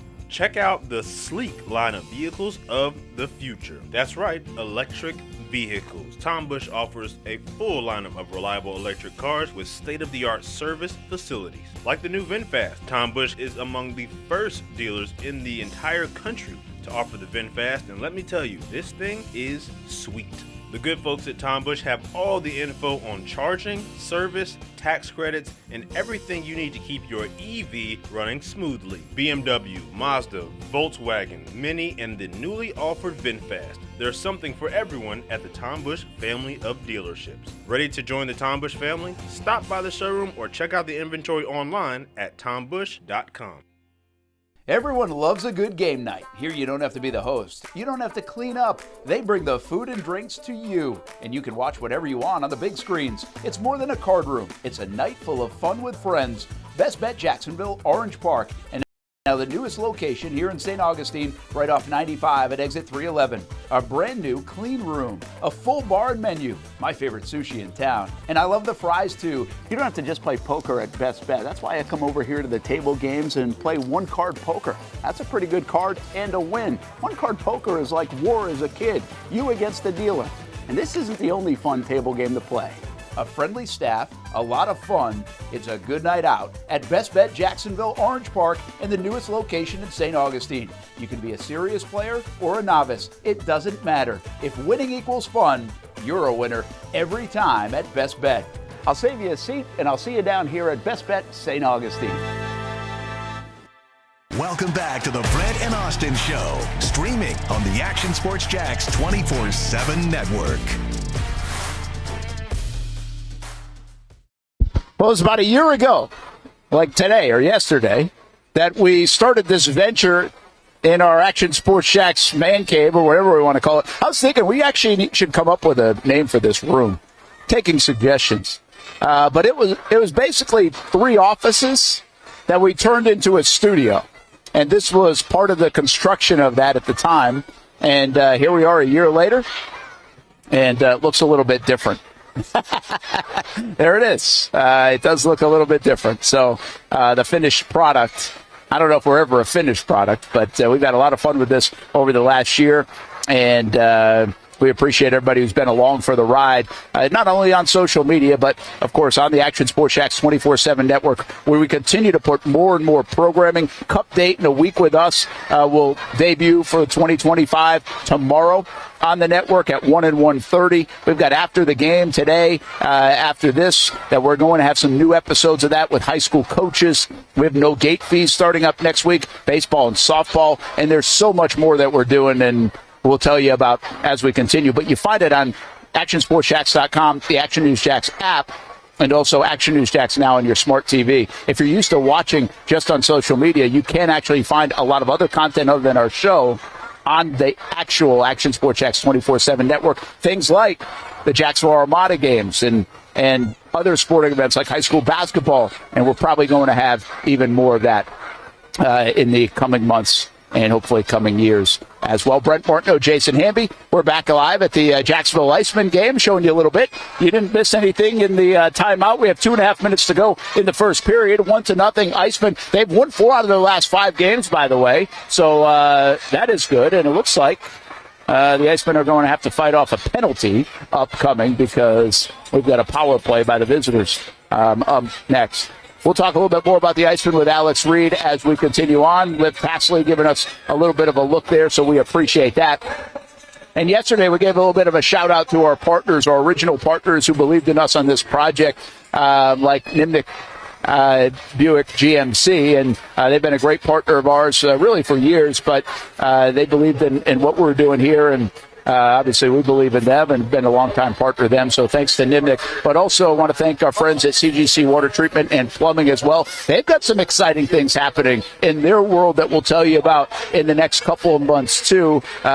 Stay tuned. But in the meantime, of course, if you need anything in your water treatment needs or your plumbing needs, CGC Water Treatment and Plumbing. And remember, if you're not filtering your water,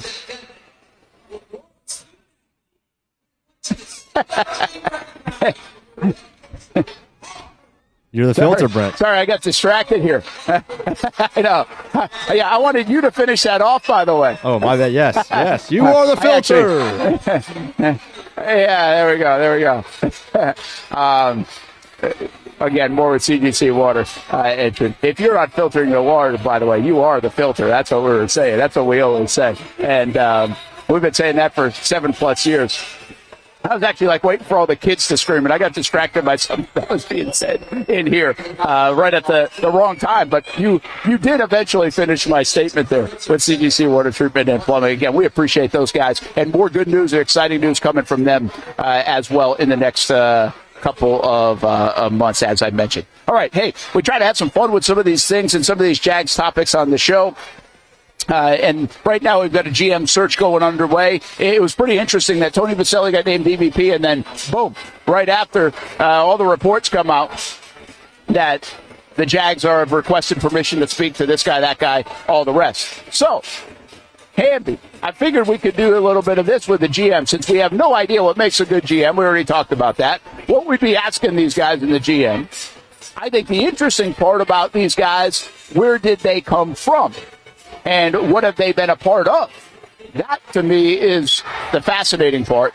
And here are the names once again, and we'll go down the list and we'll be a little fly on the wall in the building they came from. Chad Alexander, Brandon Brown, Trey Brown, Ian Cunningham, Mike Greenberg. So let's start with Chad Alexander, and he comes from the Chargers organization. Oh, look at this. Very nice tunes.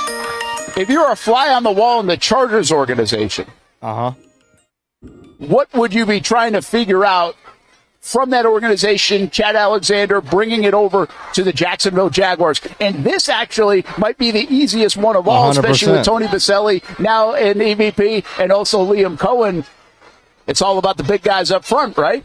Well, it's all about the big guys up front. It's also about their star quarterback, who they drafted to be the franchise guy, who had kind of underperformed, or at least not shown that he was going to be a top 5 quarterback in the league. And they say, we're going to actually take away your weapons because we believe so mightily that the offensive line is the biggest helper of the quarterback. So I want to hear what this guy says. How much involvement did he have in, hey, we're going to get rid of Keenan Allen. We're going to let him walk. We're going to let Mike Williams walk. And we're going to go trust a rookie wide receiver along with an updated front. And that's especially a big thing in Jacksonville, because we think for the most part on the O-line, they're kind of stuck, right, in some ways, because they could just have guys that are locked up under contract. What does that new GM, because look, as we said, for this alignment, this vision, this new front office, this is going to be a multi-year thing. Okay, we would like to see some adjustment to the O-line this year, at least from Liam Coen, right? Because he kind of took the same guys from the Bucs in 2023 and made them a top 5 rushing attack in 2024. Well, that's what you want in year one, because that's what's doable. Okay, but years down the line, next year, you're going to have a lot more maneuverability as far as the personnel go on the line. What does that GM want to do next year? How does he want to fix it next year? What's his philosophy in the draft? Does he want to go get free agents as far as to plug and play on the offensive line? Does he believe that's doable? What does he think about the guys here? Does he see prolonged futures with any of the guys here as far as what Walker Little? I would ask him, what would you have done with Walker Little, right? What would you have? What did you think of the deal? Do you wish? It's not. I don't think it's a bad thing for them to say, "Hey, do you wish that we wouldn't have re-signed Walker Little 4 months ago, and so you could have taken one with the number 5 overall pick if you wanted to? What would you have done?" Like you said, the Chargers is the easiest one because they just rebuilt the whole offensive line, and that's kind of what a lot of people want us to do. Yeah, I think that alone, I always use the reference of Harbaugh or the Chargers. How would they have viewed a guy like Walker Little if you're trying to fix that front, if you're trying to beef up that front? And so, again, on the wall perspective, what are they talking about in their building to get their protection, run game, their identity, be those guys that are breaking the huddle, as Liam Coen said, in that picture that he painted? And then I think you're right. You bring up another good one. Herbert has put up a lot of good numbers, but he hasn't had postseason success. And with the successes that he's had and the obvious talent that he has. Why haven't they been able to win?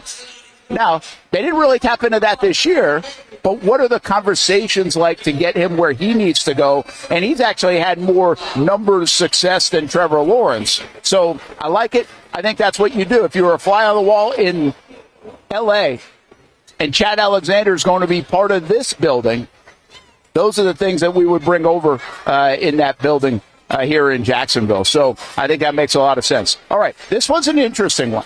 Brandon Brown from the New York Giants. See, at least what I've seen now, and then am I seeing this right? He was the guy that did not want to move Saquon Barkley or scoffed at the Saquon Barkley thing in the whole Hard Knocks deal. A lot of people are like, how would you even take a guy that even thought that would be a good move? Right? Well, he apparently didn't think it was a good move. But the Giants organization has been a little bit messy. It's not just that.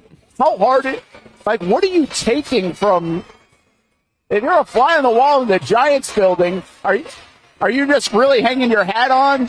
This guy didn't want to move Barkley. He knew that you can't do that. Is that enough? To me, that's not enough. What have they done that gives you confidence that he could bring whatever they're doing in New York down here? Because quite frankly, I'm not sure I want any of it, Hamby. No, I don't think I want any of it either. And according to the Giants, their website, it says that Brown was instrumental in the 2022 roster renovation that enabled the Giants to finish 9-7-1 and earn their first postseason berth in 6 years. Okay, well, that's all well and good, but that's exactly what we're trying to avoid, is going to the playoffs at 9-7, 9-8, 1 year, and then being terrible since. And I'm not, that's not all on Brandon Brown. That's on 50 different people. Most importantly, Daniel Jones and Coen. But I don't see anything to hang your hat on. The roster renovation in 2022, I couldn't even tell you what that is. And obviously I don't watch all 17 Giants games a year, but if nothing pops out to me like that, then there's something that pops out about all these other guys for the most part, at least something that you would think that they could put their hat on. But here I'm like, what did they have? Daniel Jones played just well enough and their defense was pretty good.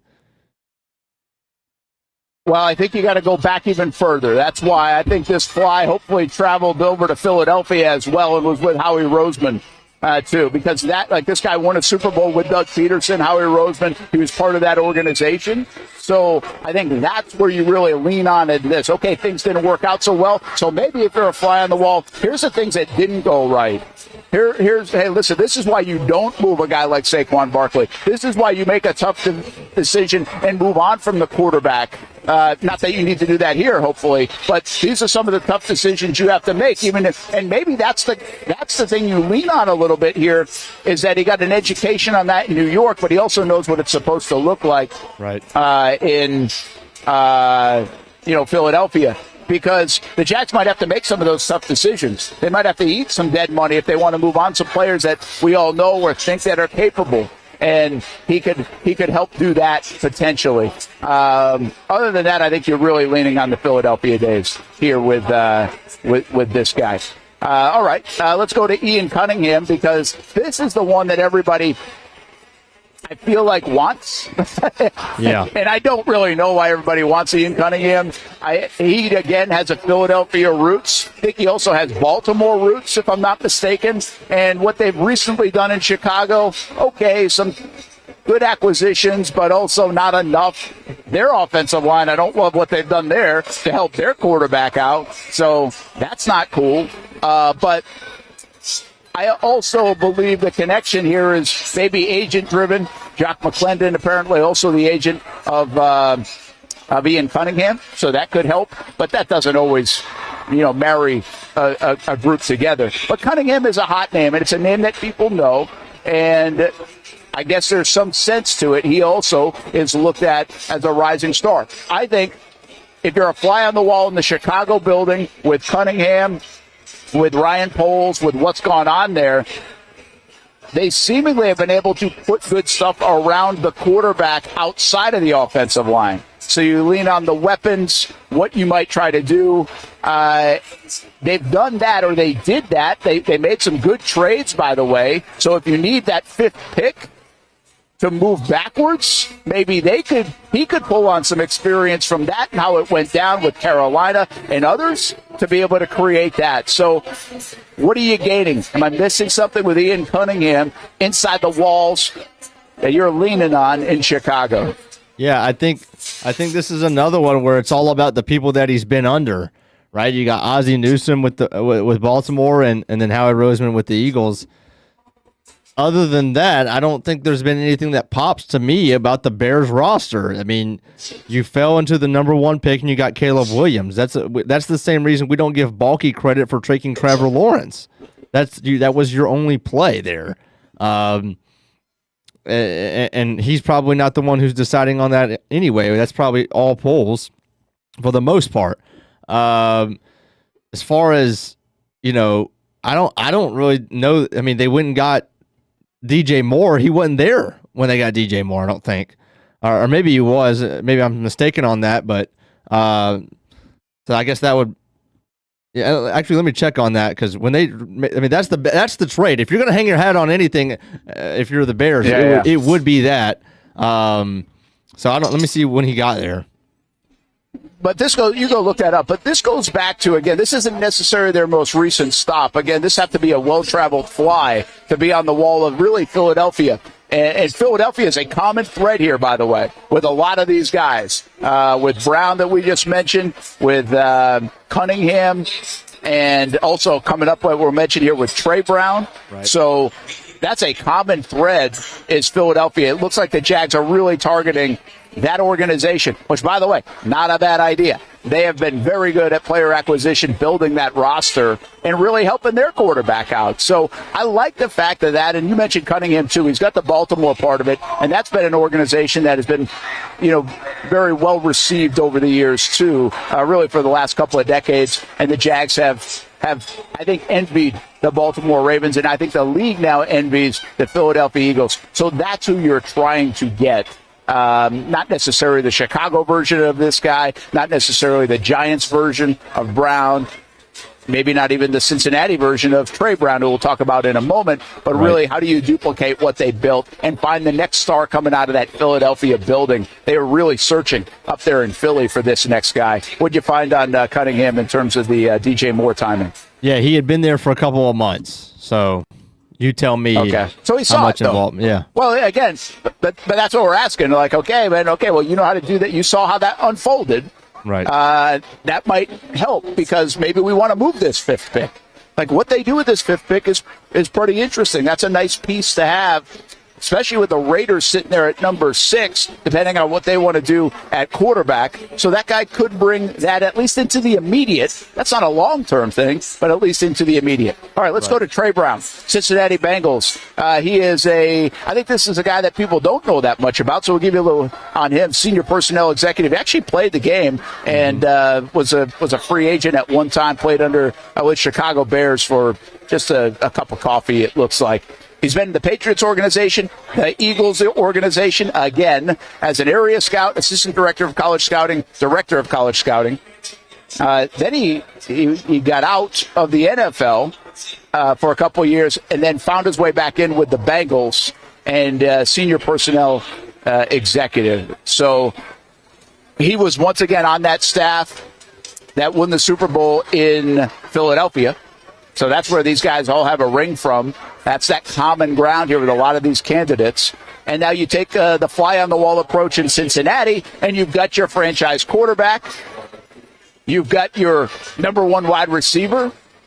You've got a defense that actually has, overall in the last few years, done better things. Now, last year wasn't great, but prior to that had been a lot better than really what their names were on that defense. I think Hendrickson's the most underrated player in the league, but beyond that, they don't have a ton of names on that side of the ball, and they've still been able to perform okay. Again, last year wasn't great for the most part. They've also made some interesting moves at like the running back spot, right? Getting rid of Joe Mixon.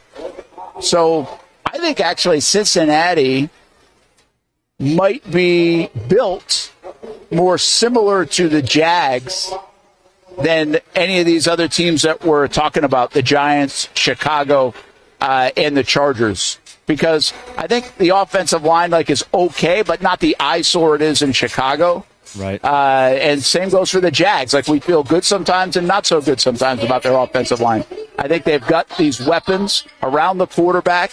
And then they've got parts on defense that have disappointed overall. Feels like you should get more out of the defense. I feel like Cincinnati might be the most liked team compared to the Jaguars if this guy comes over and Trey Brown.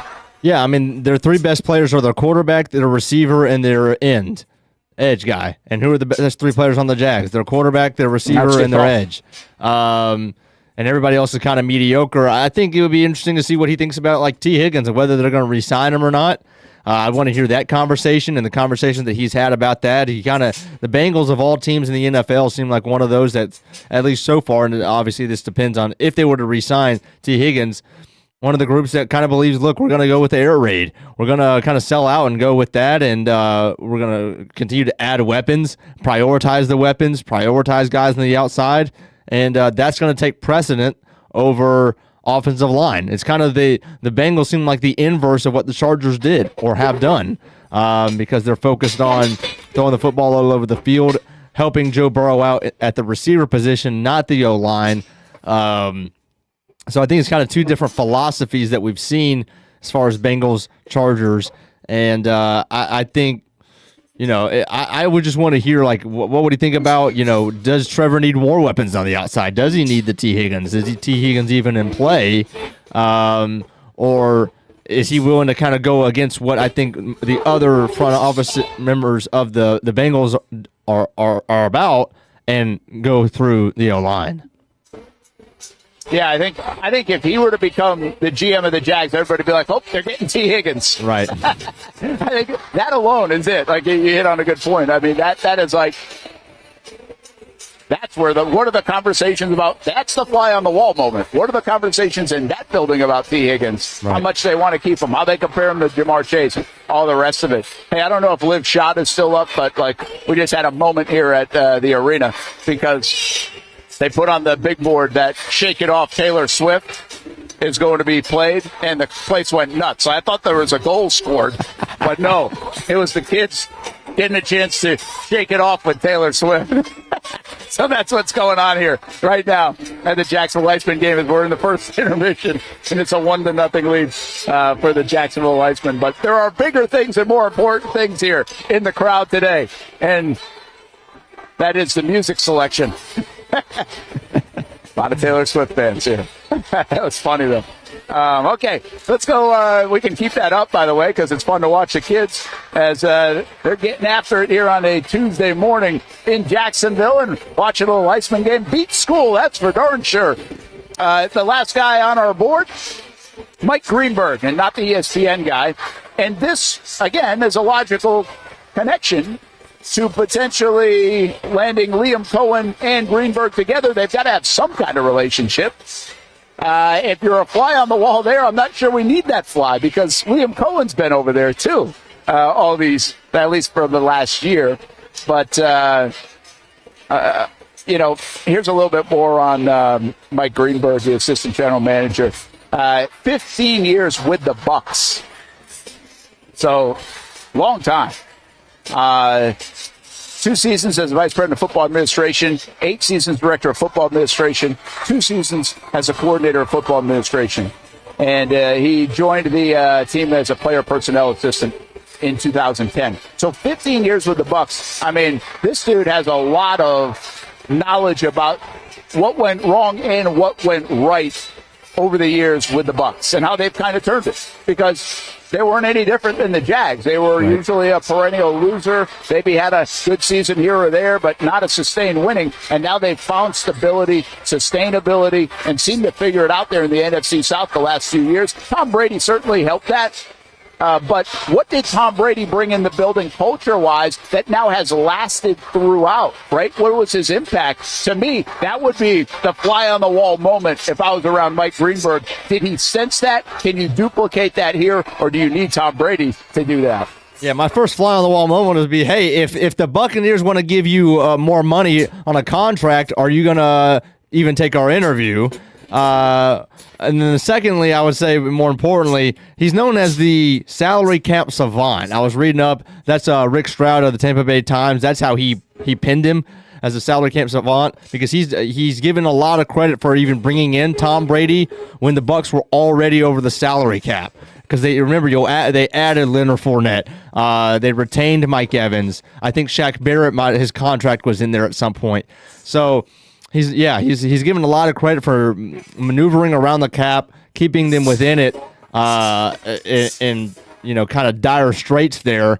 Like we said earlier, the money guy. Probably the furthest thing, because guys like Trey Brown who played the game. Mike Greenberg seems like the calculator guy. Not that that's a bad thing, or I don't know which one's better. But he's the calculator. He's the guy crunching the numbers in the back to make sure that the book is balanced in a sense.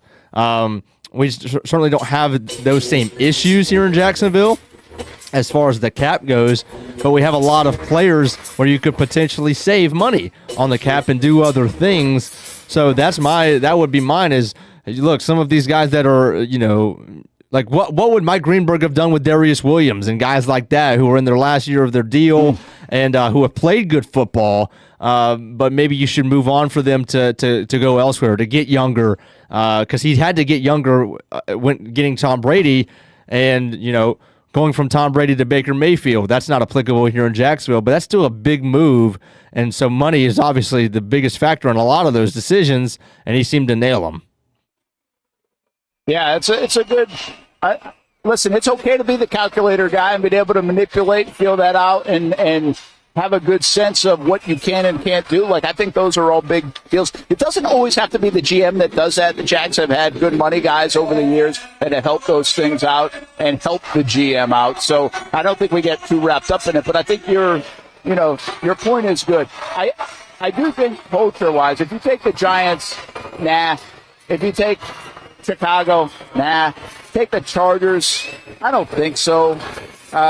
Cincinnati, I mean, maybe, but I don't think those organizations are like the Chargers and Cincy ownership over the years has been, people have viewed that as people that don't want to spend and stuff like that. That's not the case here. I mean, listen, there are probably more things aligned with the Jags than maybe I'm saying right now. I do think team-wise, Cincinnati is probably the most like the Jaguars as they're currently built and operating.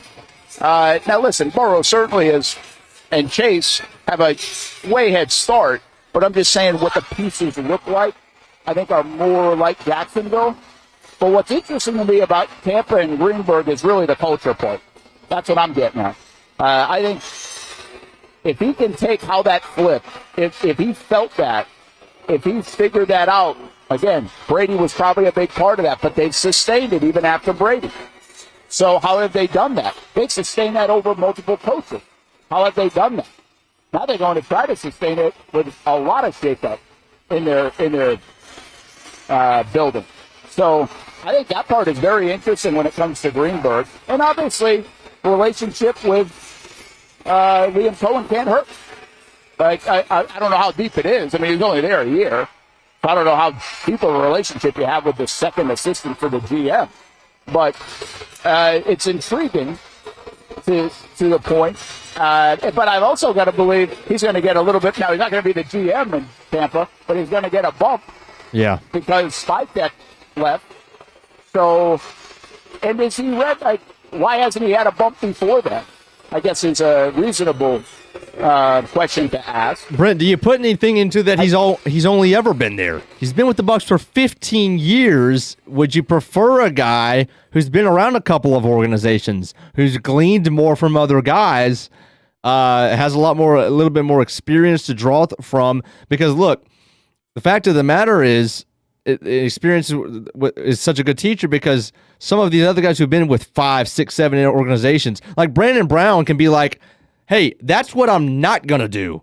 I'm not going to trade the franchise player just to save money, right? There's plenty of, all these other candidates can have plenty, I'm sure, of examples of where it went right and where it went wrong. If you only ever in one organization, that's limited. That's just limited. That's just a fact of the matter. How much that how important that is, I don't know, but he's only been around the same kind of ownership group and front office his whole career. Yeah, and that's I think it's a fair point, but I also think he knows when it wasn't good in Tampa. That's kind of what I like about it, is that he's watched it morph. And the Jags need to have some of that, right? So, I guess we could get – that doesn't bother me that much, to answer your question. I think what's fascinating is I don't think they're going to go with Tampa. I think they're going with one of these other guys because I think the common thread is the Philadelphia organization here. And I think they're trying to really target that Howie Roseman tree. And I think that makes a lot of sense. What's pretty ironic is Dave Caldwell, the former Jags GM, is actually now on that tree under Roseman in Philly and they're going to be at the Super Bowl this week as part of that Eagles organization. But I think they're going to lean on that tree, and that's where you get Brown from now the Giants and Cunningham from Chicago. I feel like, and I really, Cunningham, Baltimore, then Philly, then Chicago. That's pretty good if you want to back it up and try to start drawing where this could make some sense.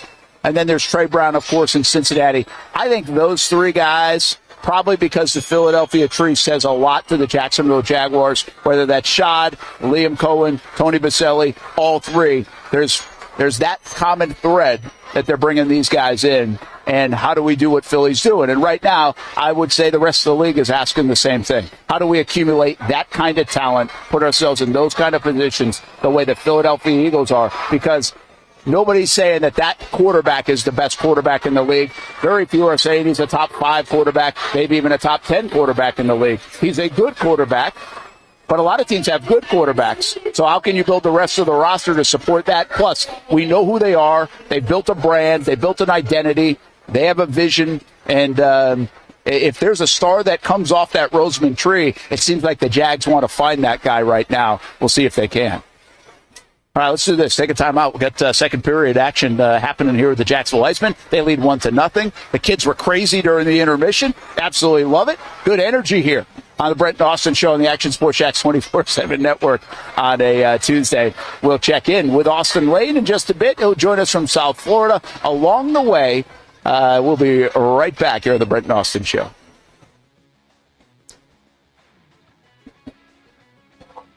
There's a saying in sports, you can't win them all, but you can win a lot with good folks on your team. Like that one painter, First Coast. It's tough to beat the sun in Florida, so your home fades.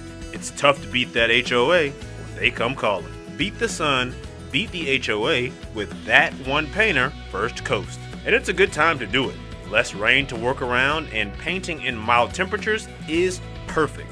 After all, the paint bonds to the surface so much better. Give that one painter First Coast a call at 904-417-3557 or look them up at first-coast.thatonepainter.com. Fast estimate, guidance on color and HOA requirements, and the highest quality job you'll find anywhere. Be a big winner in your neighborhood with that one painter First Coast on your team.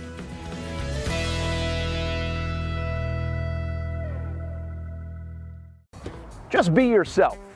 Maybe we're talking about being a dad or a mom, a first responder or a teacher. Maybe it's a sports fan. We love those. We're talking about anyone in the Jacksonville community. At Community First Credit Union, just be yourself means being real. When you partner with Community First, it's straightforward. They're people connecting with you so you can be yourself. I've been coming here to Community First for years. This is the Bartram branch, the one I usually come to. And they have mortgage loans, personal loans, and auto loans. And I'm almost done paying off that truck loan. Just a few more months. Good rates, easy online banking, and friendly customer service when I have a question. It's easy to be myself with Community First. They live up to the slogan in their name. Community First has partnerships in the Jacksonville community with the Iceman, the Florida Theater, the Jacksonville Zoo, and many more. Visit one of the Jacksonville branches or find out all you can do with Community First Credit Union at communityfirstfl.org so you can just be yourself. For the game day hustle and every day in between, juggling my show Jag Social to going under the Friday night lights and a social life, It's a daily tournament, but this ride, MVP status. The all-new 2024 Lincoln Nautilus isn't just my car, it's my personal locker room, office on the go, and VIP lounge on wheels. Let's talk tech. My profile remembers everything from customizing my dash display to setting the ambient lighting and my signature scent. And wireless charging, essential for live tweeting scores. Whether I'm packing for a beach day with friends or heading to the gym, there's space for every passion. After dominating all day, this becomes my recovery zone. The massage feature is like having a personal PT on call. Life's a non-stop game, but with this ride, I'm always on my A game. The 2024 Lincoln Nautilus. Drive your passion. People helping people. It's at the core of what Alive Credit Union is all about, and it's been that way for over 70 years. From the start in 1954 to today, the mission remains to inspire financial wellness and give you a financially fit lifestyle. Alive Credit Union and its employees are committed to not only serving their valued members, but also our community here in Northeast Florida. I had a chance to see that commitment firsthand as Alive partnered with our Action Sports Jacks 24/7 team to bring you Armada men's and women's soccer broadcasts. Inside the 18, it is a shot, and it's a goal! Chloe Chivers! And that connection to the community continues with Alive Credit Union's support of the Police Athletic League of Jacksonville. Alive Credit Union's commitment to our community also involves serving the financial needs of all first responders through the recent merger partnership with City and Police Federal Credit Union. Join the community and become a member of Alive Credit Union today. Find out the many ways you can be inspired in financial wellness at alivecu.coop. You trust CGC to make your water great, and now you can trust CGC with your plumbing needs as well. Fast, convenient scheduling, licensed and insured. A quick call away at 904-552-1242. You never know when you're going to have an issue with a shower, toilet, or maybe it's a sink that sometimes is easy to fix. All right, let's be honest. I'm not fixing anything. I'm totally staging this because when I have a plumbing problem, I call CGC Water Treatment and Plumbing. Trained professionals, transparent pricing, customer satisfaction. Small problem or even a bigger issue. Right now, save 10% off a new Rinnai tankless water heater. The experts with 25 years of experience at CGC Water Treatment and Plumbing can do it all. Call 904-552-1242 or visit cgcwater.com. For a limited time, CGC is waiving the trip charge on all related plumbing calls. CGC Water Treatment and Plumbing, an authorized independent Connecticut dealer. Florida license number CFC 1432579. Welcome back to the Brent and Austen Show, streaming on the Action Sports Jacks 24/7 network. Let's check out the Tuesday lineup here in the show. You're right in the middle of the Brent and Austen Show, and obviously we've been talking about Tony Boselli a little bit. After the game, coming up at 1 o'clock, it's our high school coaches show, and then we'll have a couple of, from 2 to 4 every Tuesday. We do different shows, Immortals, Invincible, Shortlist, Pure Outdoors. So these are shows that we get input on the network. So if you like any of those kind of topics or cool storytelling, and especially when it comes to outdoors, you might like that one. All different types of outdoor activities, not just talking hunting and fishing there. 2 to 4 each and every Tuesday on the Action Sports Jacks 24/7 network. And then Young and Norvell at 4 o'clock. Patrick Young, Terry Norvell, former Gator, joins longtime media guy here in Jacksonville, part of the Action Sports Jacks 24/7 network. Brent Martineau along with Jason Hamby. I think we'll be joined by Austen Lane just a little bit. We're live at the Jacksonville Iceman game. Kind of a fun morning as the kids are all here, 7,000 or 8,000 plus, and gonna break the way for the Iceman, but denied by Sinclair, the goalie. No idea who he is, but it was a nice stop by the goalie. Nice call, Brent. Sometimes you just want to break out and play-by-play. Hey, let's give them kind of the featured partnership today that we're highlighting some of the folks that have been with us since day one. And really, this goes back even years. I've been with CGC Water Treatment and Plumbing now for 7 years. So a big shout out to those guys. They're going to have some fun stuff coming up in the next couple of months that will broaden their brands a little bit too. And we'll continue our partnership. You can always check them out, cgcwater.com. And as everybody knows, if you're not filtering your water, you are the filter. Hamby, don't be the filter. cgcwater.com. Saquon Barkley said yesterday on opening night that he almost chose the Chicago Bears. And what a mistake that would have been. Or what would that have done? Like, he doesn't have this kind of season, right? Not with Chicago in that offensive line. The Giants general manager would have been the most prized man in New York compared to what he is now. If Saquon would have gone over there with no offensive line and put up 700 yards and 6 touchdowns, oh my gosh, he would be up for executive of the year, and now he's the most clown man in New York. And every single time that the Eagles play, there's 100 tweets that say this exact thing. Man, I would hate to be showing right now. Man, I would hate to be showing right now. Every single time he touches the ball. Man, I don't know. I just don't think he would have done. I mean, he's still a phenomenal football player. He still probably would have gotten 1,000 yards based off of his carry count, but it wouldn't have been anything close to what he is doing right now. There's no doubt about it. Yeah, I don't think there's any chance. Here's the bigger question. If Philadelphia doesn't have Saquon Barkley, would they have found something else at running back, and would they be here? Because they have a very talented team. It's not just Saquon Barkley, but he does seem like he's been the difference maker. They've had lulls in their team this season, whether it's the passing game. Maybe it's Hurts not being as sharp as he was in his MVP season. Maybe it's people figuring him out a little bit here or there. I haven't watched every Eagles game, but it certainly seems when you got a guy that's running for 2,000 yards, he has elevated them to like a different level, and he has really become the face of their franchise, despite all the different stars that they've had and have had for a few years now. This is an organization that was just there 3 years ago. So, are they there? Like, are they back in the Super Bowl without Saquon Barkley? I guess the easy answer would be no, but I'm not so sure. I mean, they did it before with, Brent, it's actually funny. I went back and watched the Super Bowl 57 highlights a night or two ago, the first matchup between the Chiefs and the Eagles. And I'm like, Kenneth Gainwell and Miles Sanders? Like, Miles Sanders was much better then than probably recency bias has us believing now because he hasn't done anything since that year. But like, Kenneth Gainwell was getting every other carry. And they still made it to the Super Bowl because of how that offense was and how efficient it was. And Jalen Hurts was playing good ball. And, they still had A.J. Brown, Devontae Smith, Dallas Goedert had a ton of huge plays in that football game. With their defense right now, they still might be in it. That's why, look, I'm on the don't bet against Patrick Mahomes train. And I don't foresee myself putting any action on the game because I haven't in a very long time. However, but if I did, I still wouldn't bet against Mahomes. But you look up and down the rosters, man, and just the eye test of how these teams have played. The Eagles are much better than they were in 2023. And the Chiefs, you can't say the same thing. You can't say they're much better. But up and down the roster, the Eagles' defense is better. Their run game is way better. They're just more efficient. They've been there before. Right? The Chiefs had been there before when they first played them, and it helped. You have to believe it helped. Well, now that's the Eagles. Like, they've been there before. A lot of those players have been there before. How much does that experience play a factor? I don't know.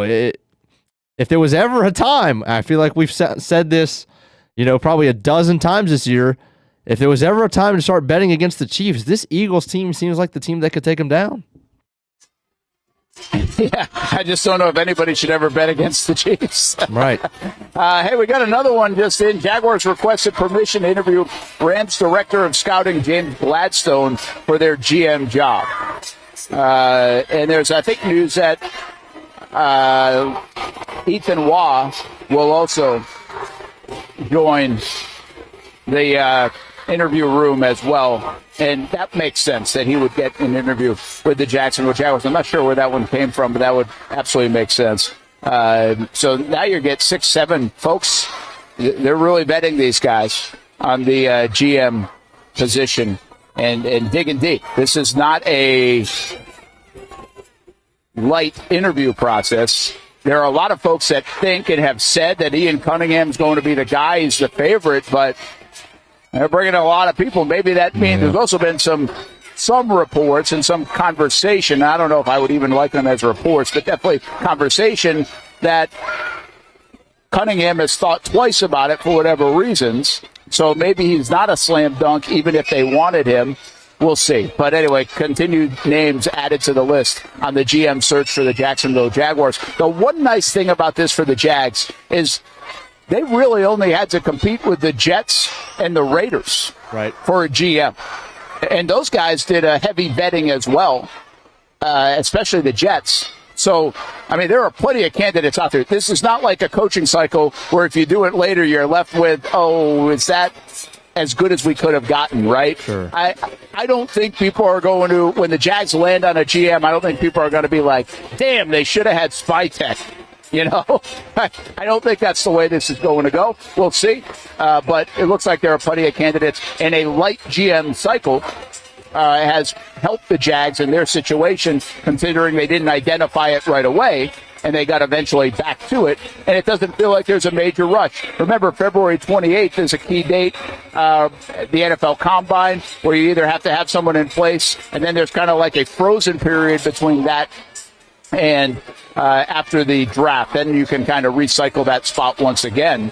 So the Jags feel like they'll move by this date, maybe even before then. I would suspect this is probably going to be at least a solid week-long process, and maybe by Valentine's Day or something, the Jaguars have a GM in place. They are still busy working on that staff. That was also news today, if you're just jumping in. Spencer Whipple, who has been with the Arizona Cardinals, the reports from Adam Schefter and others now, QB coach of the Jacksonville Jaguars. And so the staff continues to start to take shape. I think what's interesting in our conversation about Kirk and Kupp earlier is that this guy is familiar with Christian Kirk. Right.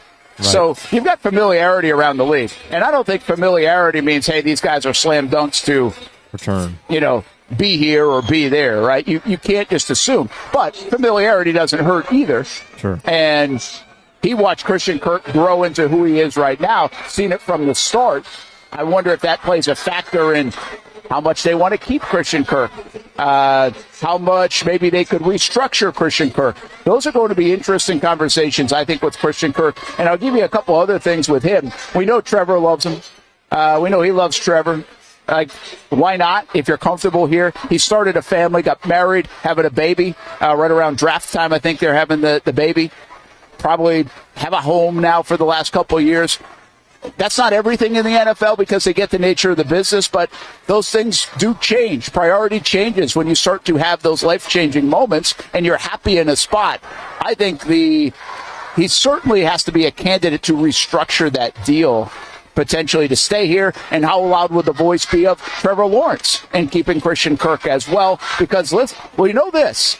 Somebody, maybe Daniel Griffiths or somebody, can tell us the numbers with and without Kirk on the field for this offense the last couple of years is, I think, pretty drastic, and especially the way it looks from Trevor Lawrence when Kirk is on the field or off the field. Now, some of that has coincided with Trevor being hurt, but it seems like there's a correlation there in that security blanket and how Trevor Lawrence has played and this offense was run the last couple of seasons. Yeah, and Brent, part of it is especially in these first couple of months, I think the relationships are going to play a huge role especially because these guys are first timers.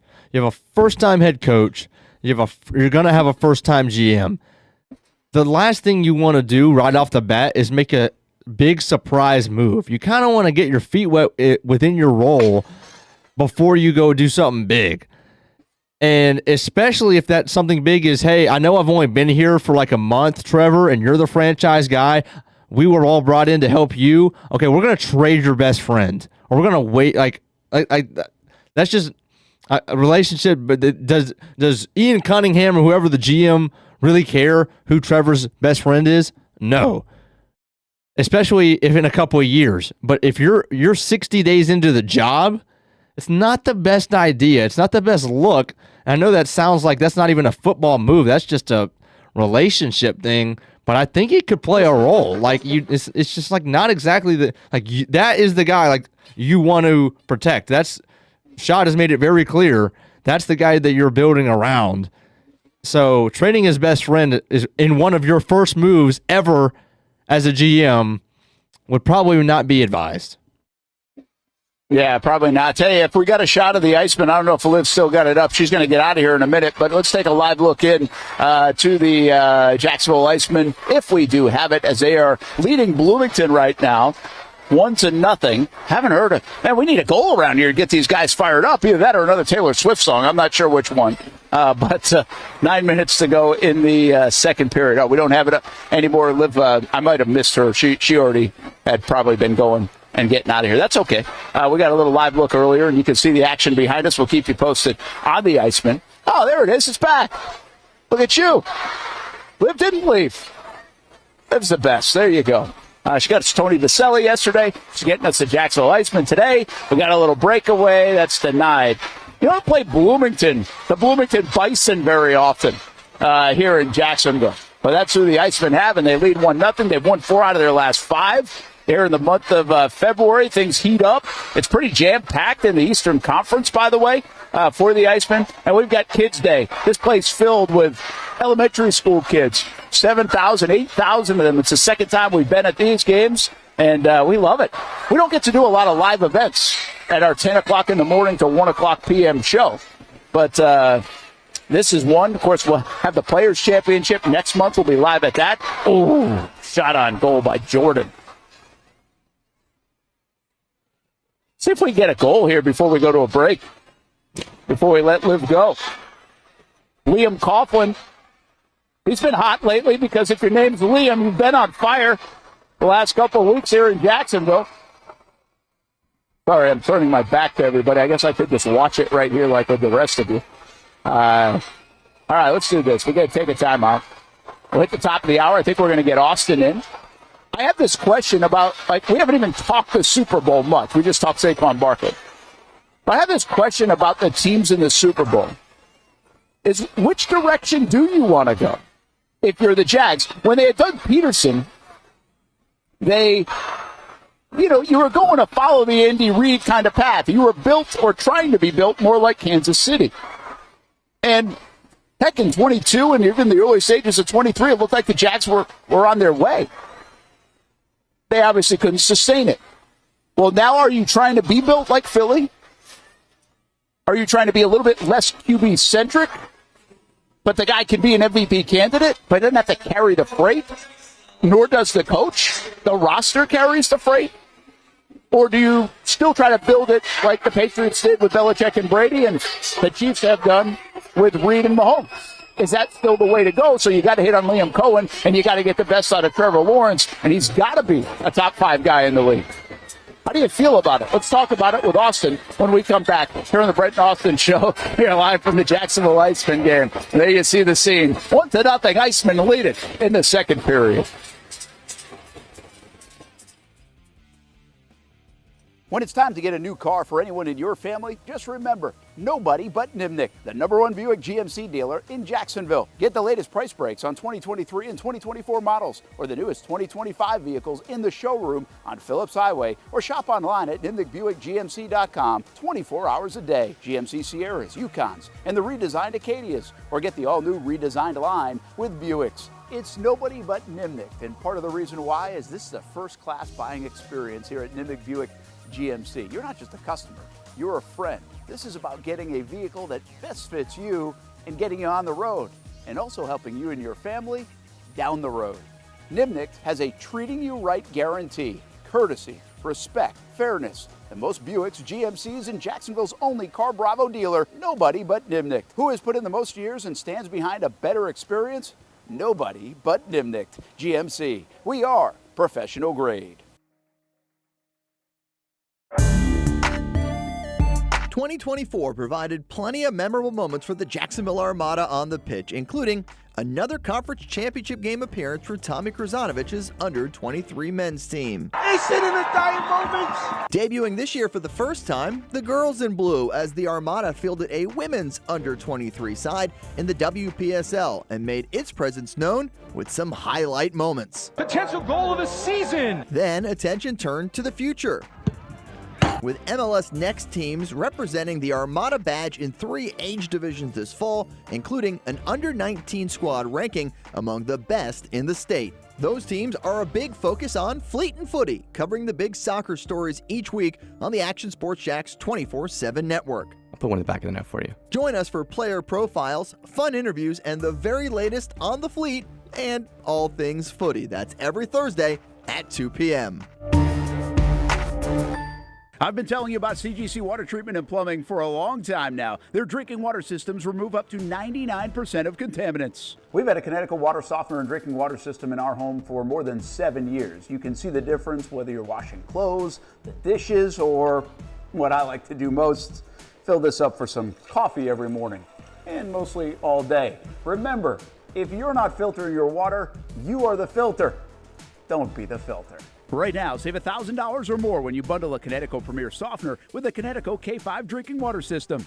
The experts at CGC Water Treatment and Plumbing will test your water for free and determine your water score. Don't know your water score? CGC will find out and recommend the appropriate Connecticut water treatment solutions so you can improve it. Call 904-552-1242 or visit cgcwater.com. Ask about our 90-day love it or leave it guarantee. CGC Water Treatment and Plumbing, an authorized independent Connecticut dealer. Florida license number CFC 1432579. There's a saying in sports, you can't win them all, but you can win a lot with good folks on your team. Like that one painter, First Coast. It's tough to beat the sun in Florida, so your home fades. It's tough to beat that HOA when they come calling. Beat the sun, beat the HOA with that one painter, First Coast. And it's a good time to do it. Less rain to work around, and painting in mild temperatures is perfect. After all, the paint bonds to the surface so much better. Give that one painter First Coast a call at 904-417-3557 or look them up at first-coast.thatonepainter.com. Fast estimate, guidance on color and HOA requirements, and the highest quality job you'll find anywhere. Be a big winner in your neighborhood with that one painter First Coast on your team.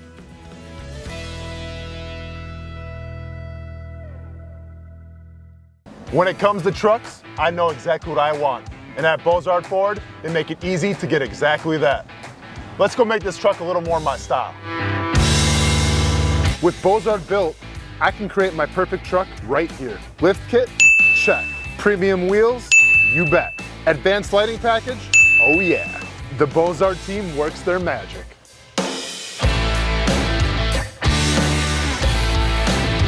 From bumper to tailgate, I'm making this truck mine. It's everything that I wanted and more. From the field to the gym to weekend adventures. This truck's built for my journey. Bozard Built. Customized for your lifestyle, built to exceed your expectations. Check out the inventory and available options at bozardbuilt.com. Unleash your dream ride. Customized, covered, and Bozard approved. Welcome back to the Brent and Austen Show, streaming on the Action Sports Jax 24/7 network. And that is Anthony Perkins. He is the secondary coach, reportedly, of the Jacksonville Jaguars. So that is one of the hires along the way that's, again, being reported. I think we have to be careful and make sure we tell you that. And I would think a lot of these are on good authority. A lot of these coming from the national folks. But the Jags are not confirming. The only thing the Jags are confirming, we know this. Liam Cohen's the head coach. Anthony Campanile is the defensive coordinator. And by the way, Perkins was in Green Bay, so this makes some sense to grab him as your secondary coach. We also know Heath Farwell is the special teams coordinator. Jags have confirmed that. And we know Tony Boselli is the executive vice president of football operations for the Jacksonville Jaguars. So those are the things that we know as of now about this this setup in Jacksonville. The other ones are obviously being reported by a lot of the national folks. Hamby, we still looking okay? We doing okay? I messed around with the audio a little bit, so hopefully I didn't mess anything up. Might have Alex Reed jump in and join us here in just a little bit during the intermission time. Jacksonville Iceman lead 1-0. And that is your score at the moment. And I think we're getting set to have Austen Lane join us as well from South Florida, fresh off a good workout, probably like another drug test. That happens a lot as well. And there he is.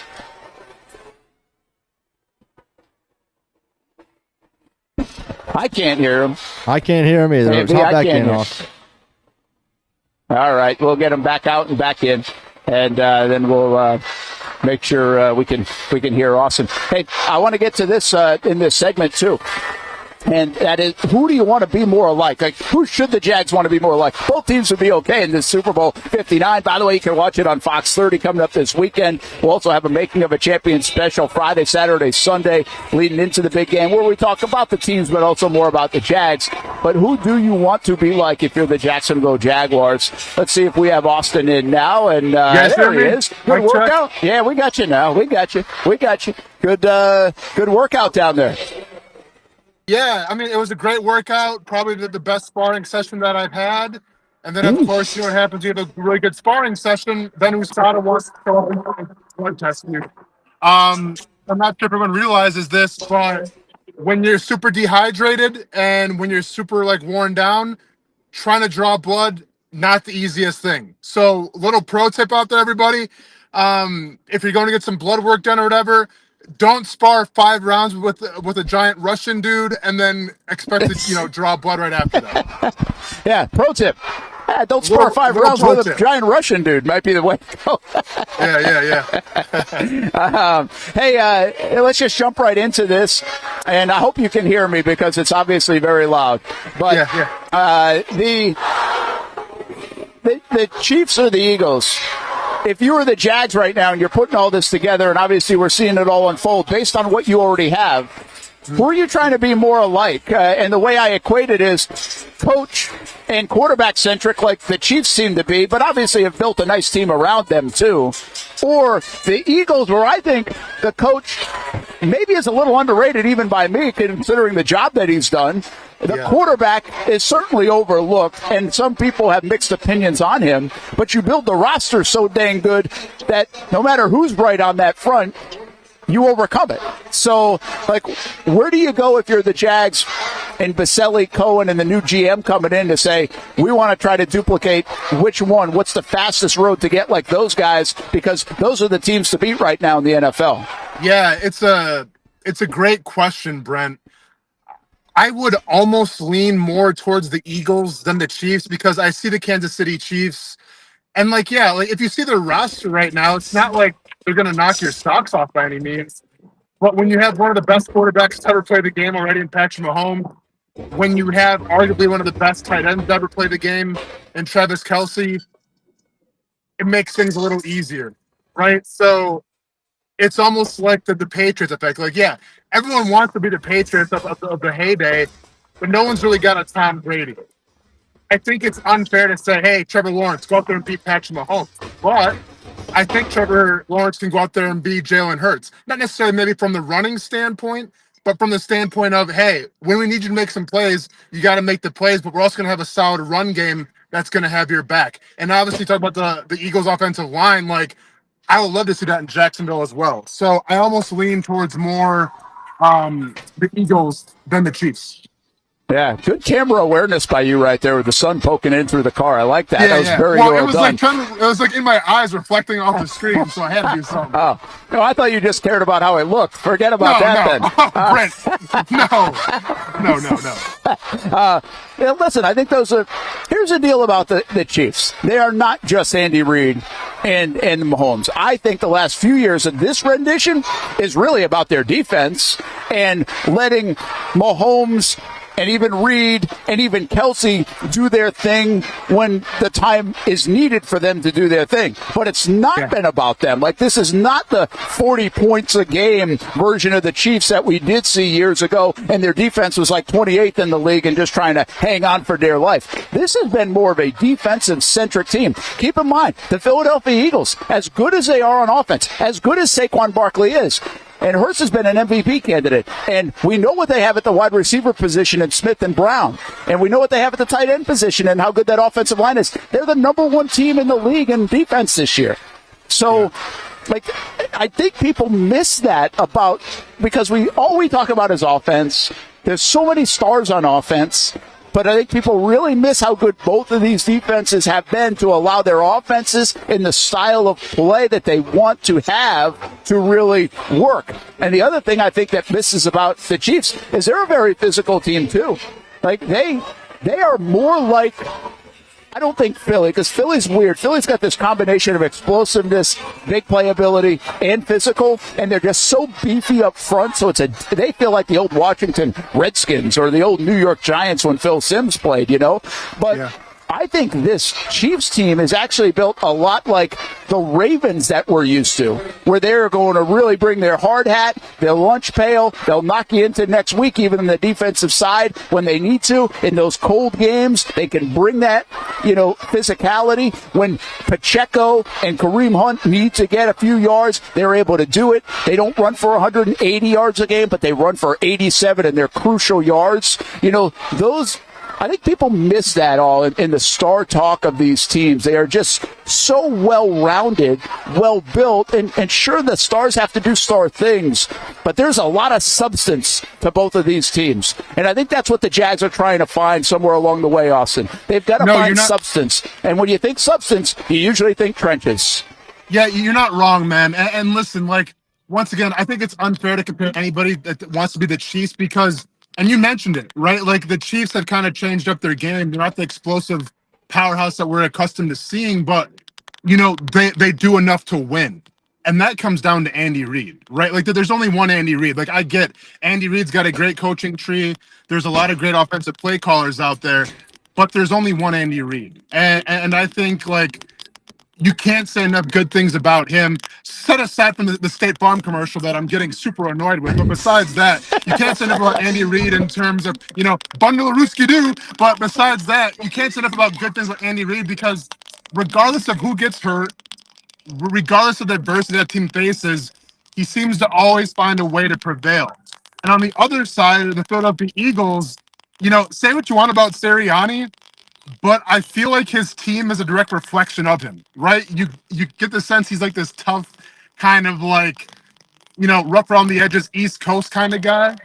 And I feel like his team plays like that as well. Now, yeah, you add Saquon Barkley and things become a lot easier, but they've kind of always had that resume of being kind of hard-nosed, being tough in trenches. So I think that's even what you want to align yourself with even more, where it's like you have Howie Roseman.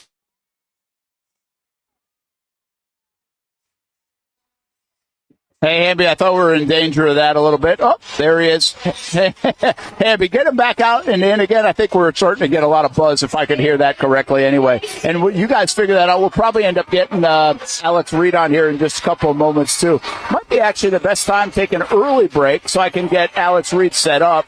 And we'll have him on with the Iceman as it starts to get loud during intermission because we've got fun stuff like T-shirt toss happening right here at the Iceman game. We got Zamboni rides happening. Love the Zamboni. Can't come to an Iceman game and not say that I want to ride the Zamboni. It's going to happen someday. Just hasn't happened yet. And the Iceman lead 1-0. Oh, no, it's 1-1. I missed the goal. Missed the goal by the visitors. It's 1-1. Got a big third period ahead. So that'll happen soon enough. What do we think? We got Austin back, or before we don't have to take a break. Is he good? There you go. All right, you're good. You were saying, I don't know exactly what you were saying, but you were certainly talking about the Eagles and the Swag Sirianni stuff. He turned his mic which off I kind of like. I kind of like the Sirianni stuff because you kind of wonder what the Jags are going to be to identify with Liam Coen. Like, what is that going to look like here in Jacksonville? Are they going to personify their head coach? And holy cow, we're having a lot of issues with Austin today. It's driving me so much nuts that we'll talk about how do you personify the head coach after the break, Hamby. Let's go take a timeout on the Brent and Austen Show. Thanks for hanging with us, being patient. We're all over the place today. And a very loud Jacksonville Iceman, and in South Florida with Austen Lane, and back in the studio, Hamby pushing all the buttons. Let's do this. Take a timeout. We'll talk some Iceman. We'll talk how do you personify Liam Coen and what that looks like when we come back here on the Action Sports Jacks 24/7 network. If you don't see a pit, it ain't legit. When you hear that, you think Bono's Pit Barbecue, a staple in Northeast Florida now for 75 years. A place that feels like home with friendly service, a meeting place for friends, family, or business occasions. On the menu, the corn nuggets are a favorite in our house, but there's something for everyone. Sandwiches, platters, salads, sides, desserts, and family feasts. You see Bono's all over the place in Northeast Florida. You know, there are almost 20 locations in the Jacksonville area now, so stop on by, sit down, and dine in with Bono's. You can also take it to go. There are drive-thrus in many of the locations, and they have delivery options too. Just download the Bono's app to make things easy. I signed up for the loyalty program, and you can too, to get special offers. If Jacksonville is home, few things feel more Jacksonville than Bono's Pit Barbecue. Celebrate 75 years and many more to come. Bono's Pit Barbecue. If you don't see a pit, it ain't legit. For the game day hustle and every day in between. Juggling my show, Jags Social, to going under the Friday night lights and a social life, it's a daily tournament. But this ride, MVP status. The all-new 2024 Lincoln Nautilus isn't just my car, it's my personal locker room, office on the go, and VIP lounge on wheels. Let's talk tech. My profile remembers everything from customizing my dash display to setting the ambient lighting and my signature scent. And wireless charging, essential for live tweeting scores. Whether I'm packing for a beach day with friends or heading to the gym, there's space for every passion. After dominating all day, this becomes my recovery zone. The massage feature is like having a personal PT on call. Life's a non-stop game, but with this ride, I'm always on my A game. The 2024 Lincoln Nautilus. Drive your passion. You trust CGC to make your water great, and now you can trust CGC with your plumbing needs as well. Fast, convenient scheduling, licensed and insured. A quick call away at 904-552-1242. You never know when you're going to have an issue with a shower, toilet, or maybe it's a sink that sometimes is easy to fix. All right, let's be honest. I'm not fixing anything. I'm totally staging this because when I have a plumbing problem, I call CGC Water Treatment and Plumbing. Trained professionals, transparent pricing, customer satisfaction. Small problem or even a bigger issue. Right now, save 10% off a new Rinnai tankless water heater. The experts with 25 years of experience at CGC Water Treatment and Plumbing can do it all. Call 904-552-1242 or visit cgcwater.com. For a limited time, CGC is waiving the trip charge on all related plumbing calls. CGC Water Treatment and Plumbing, an authorized independent Connecticut dealer. Florida license number CFC 1432579. Here on Spring Sports Media Day on Action Sports Jacks. It's an opportunity, an education beyond the classroom and the sports arena. Life skills, testing skills, social skills. It's called High School 912, a program focused on maximizing the growth of students in academics, sports, and life. And here's your chance to get involved. If you're a local business, or if you just want to make a donation to help support programs like ACT and SAT boot camps, career days, Leadership Academy, Financial Literacy Academy, and so much more. Another Nice High School Panther, Jack Cool. High School 912 supports and hosts high school sporting events and several media days throughout the year. For more information on how you can get involved, visit jackshighschool912.com. It's the place we party in football season with Jaguars All Access. Welcome to Spring Sports Brewery, everybody. Say hello to our guest tonight. That is Trevor Lawrence. You can bring your party or event to Spring Sports Brewery in Springfield any day and any time. Rehearsal dinners, corporate events, birthdays. Here at Strings, you can enjoy the inside area and the outside area. Good for any weather, good for any occasion. Watch the games, play the games, shoot some hoops, beer? Yeah, they have that. Plenty of choices. And sure, this is a brewery, but Strings is also a restaurant, and the food is fantastic. A full menu made from scratch meals. And if you need String Sports Brewery to help with a party at your place, they cater too.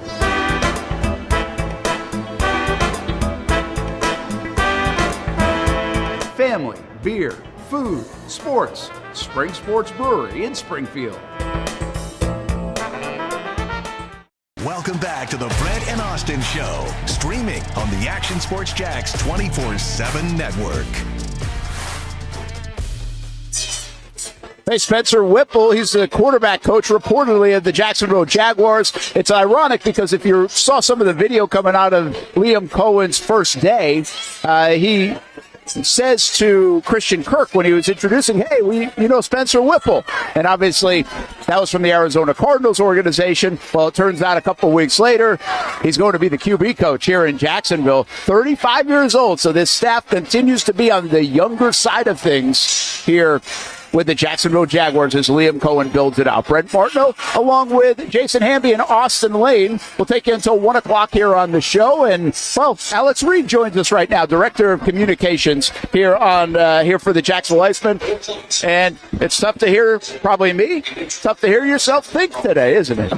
It's tough to do anything, but it's a great problem to have, right? I mean, these kids are so excited, and it's been great having the opportunity to be able to work with the school systems here locally to put on our first and second of the year. The first one was a success, but it's gotten so big each year, this game, that we actually had to do 2 this year. Yeah. So that's really good. That's pretty cool to do 2 of them. About 8,000 kids here. They're having a blast. You guys put on a great show, too. I mean, you have to change the whole program around for the kids, don't you? No, you do. And we try to have a lot of different theme nights that cater to different audiences. You have the Marvel nights, the Star Wars night, which we had a huge crowd for that. But when you got the kids, it's all kids here today, just about.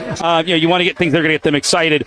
They're already excited, but then you start throwing SpongeBob up and some of the other characters and some of the Taylor Swift songs and stuff like that. That's the one. Yeah. Shake it off. You put it on the board and the place went nuts. Oh, yeah. They needed to put the words on the screen. They didn't. Those kids knew the words. Unbelievable. But it was really good. So it's just fun. Creates that atmosphere, and it keeps it from start to finish. Icemen have won 4 out of the last 5. 1-1 game here. How is the team playing overall? You watch it every day. Yeah, I think the team's been playing really well here lately. Obviously, putting a string of good wins here together, scoring a lot of goals. I mean, we had 13 goals in the last 2 games heading into today. So they're finding that offensive stride. But here, Bloomington is coming in and making it a pretty tough game right now. They got that goal, so should be a pretty good third period here. I think Coach Mashinter is going to really kind of challenge the guys. I don't think he liked some of what he saw in the first couple periods. He thinks defensively they could tighten up. But Matt Vernon has been unbelievable. He's kept the Iceman in this game today. Well, and if you got that, you guys have always had that, right? Here, from Charles Williams to Vernon to the list probably goes on and on. It seems like you always have like 2 good goalies here with Jacksonville. And obviously it's a sport where if you got the good goalie, you've got a chance. Well, you really do. I mean, if Matt's not playing, then you've got Justin Close, who was probably the top goaltender in all of college hockey last year, last couple years with the University of Minnesota, played in the Frozen Four. So he's playing some big-time action, and as a rookie, he's really excelling. He's great. And then sometimes we get a little help from our affiliate. They send Michael Hauser down, who's played in over 200 games. He's played in the NHL. So our goaltending situation is very sound here. All right, Florida Everblades, man. Is this going to be the year? I mean, are we going to get past those dang Everblades or what? I know. It's tough, and it's a testament to the program they built there. And, I thought last year, we had that great shot. You had a 3-1 lead in the series. They did everything but, chop the head of the snake right off. So, hats off to them. And that's unfortunately it. I think this Iceman team is better than a first round or a second round elimination. Unfortunately, that's just the way the structure is for the playoffs. Top 4 teams in each division. You're going to have to face them at some point. But, do I think the Iceman could have been a team that could have gone further? Yeah, absolutely. Those teams probably should have met maybe a little bit later on, but it's just not the way it's formatted. So, got to find a way. but it's really tough. Florida's, again, very good this year. They're first in the division right now. You guys hit the road a little bit now, right? Got a little bit of a road swing going on, which is always challenging because the road schedule isn't easy. Yeah, exactly. And it's good, too. I mean, we've been really good at home. Obviously, we have coming into today, we were tied for the best number of wins at home. So, but our road record, we got 9 wins, but 5 of them have been in overtime. So I know they would like to close more games out in regulation, not have to rely on the overtime situation. So, but I think if the team could figure out to get off to a better start on the road, that's kind of been a little bit of a tough thing for them, and get some regulation wins, with the way we're playing at home. I mean, I think it bodes well for the team heading into the postseason. All right, Alex Reed, 8,000 kids. That's a big family to have on a Tuesday morning. Keep the Advil, aspirin, whatever your choice is available by the time you get home this afternoon. Oh my goodness, I know. It's just I'm enjoying this interview so I can put the headset on and have a little bit of a muffle there to kind of break the sound here. But no, it's great. We want atmosphere here. We want family fun, and that's really what we're all about. I do a great job with it. JacksonvilleIceman.com. Get your tickets, by the way, for upcoming Iceman games. And still a lot of season to go. We'll have more games on TV, 2 more to come, including March 1st on My TV Jack. So it's been great to partner with the Jacksonville Iceman. Have a good one, man. Yeah, man. Good to see you. Thanks for having us again, Brent. That's Alex Reed from the Jacksonville Iceman. All right, we'll bring Austen back in. I'll grab those from you. Thanks, bud. Appreciate you. I think we got Austen back in, connected down there in South Florida. And I'll come back into the fray here as well. With Frozen play in the background, Brent. I appreciate it. Just let them sing. Let them sing, man. Well, when we get to the chorus, let them sing. I'm not sure what's the... I can't do anything about the music playing in the background. So, Brent, I mean, how many kids are there right now, would you say? Okay, it sounds like it. I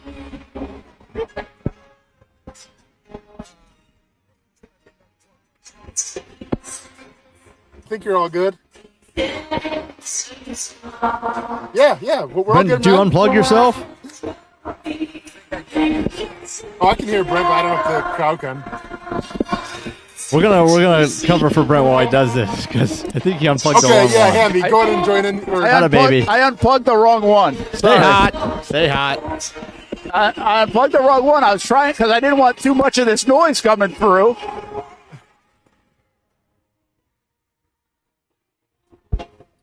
All right. There you go. The kids are such good singers. They are all in. Here, and we don't even have as many kids actually as we did have because some of them only stay for a certain amount of time because it's a field trip and then they get out of here in the third period. So some have actually left the building, but we had 7,000 or 8,000. Sorry, Dale, I unplugged the wrong microphone there as we're transitioning out of the Alex Reed interview. But I think we're back now. All right, Austen, I think you're back. I'm back. We've all got a headache.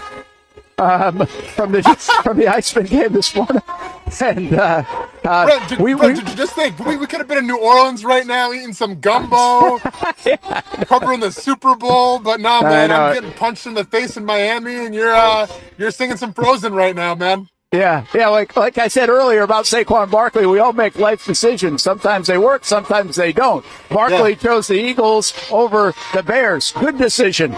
We chose this over the Super Bowl. Not so great decision, probably, but it's been a fun morning. I still am having more fun this morning than you. Getting punched in the face can't be that much fun the last couple of hours. This isn't bad. This has been entertaining. Hey, we were talking about Eagles-Chiefs, but you started to bring up, and I think it's a good point, and I really don't know the answer to this one, and I like to have a lot of answers.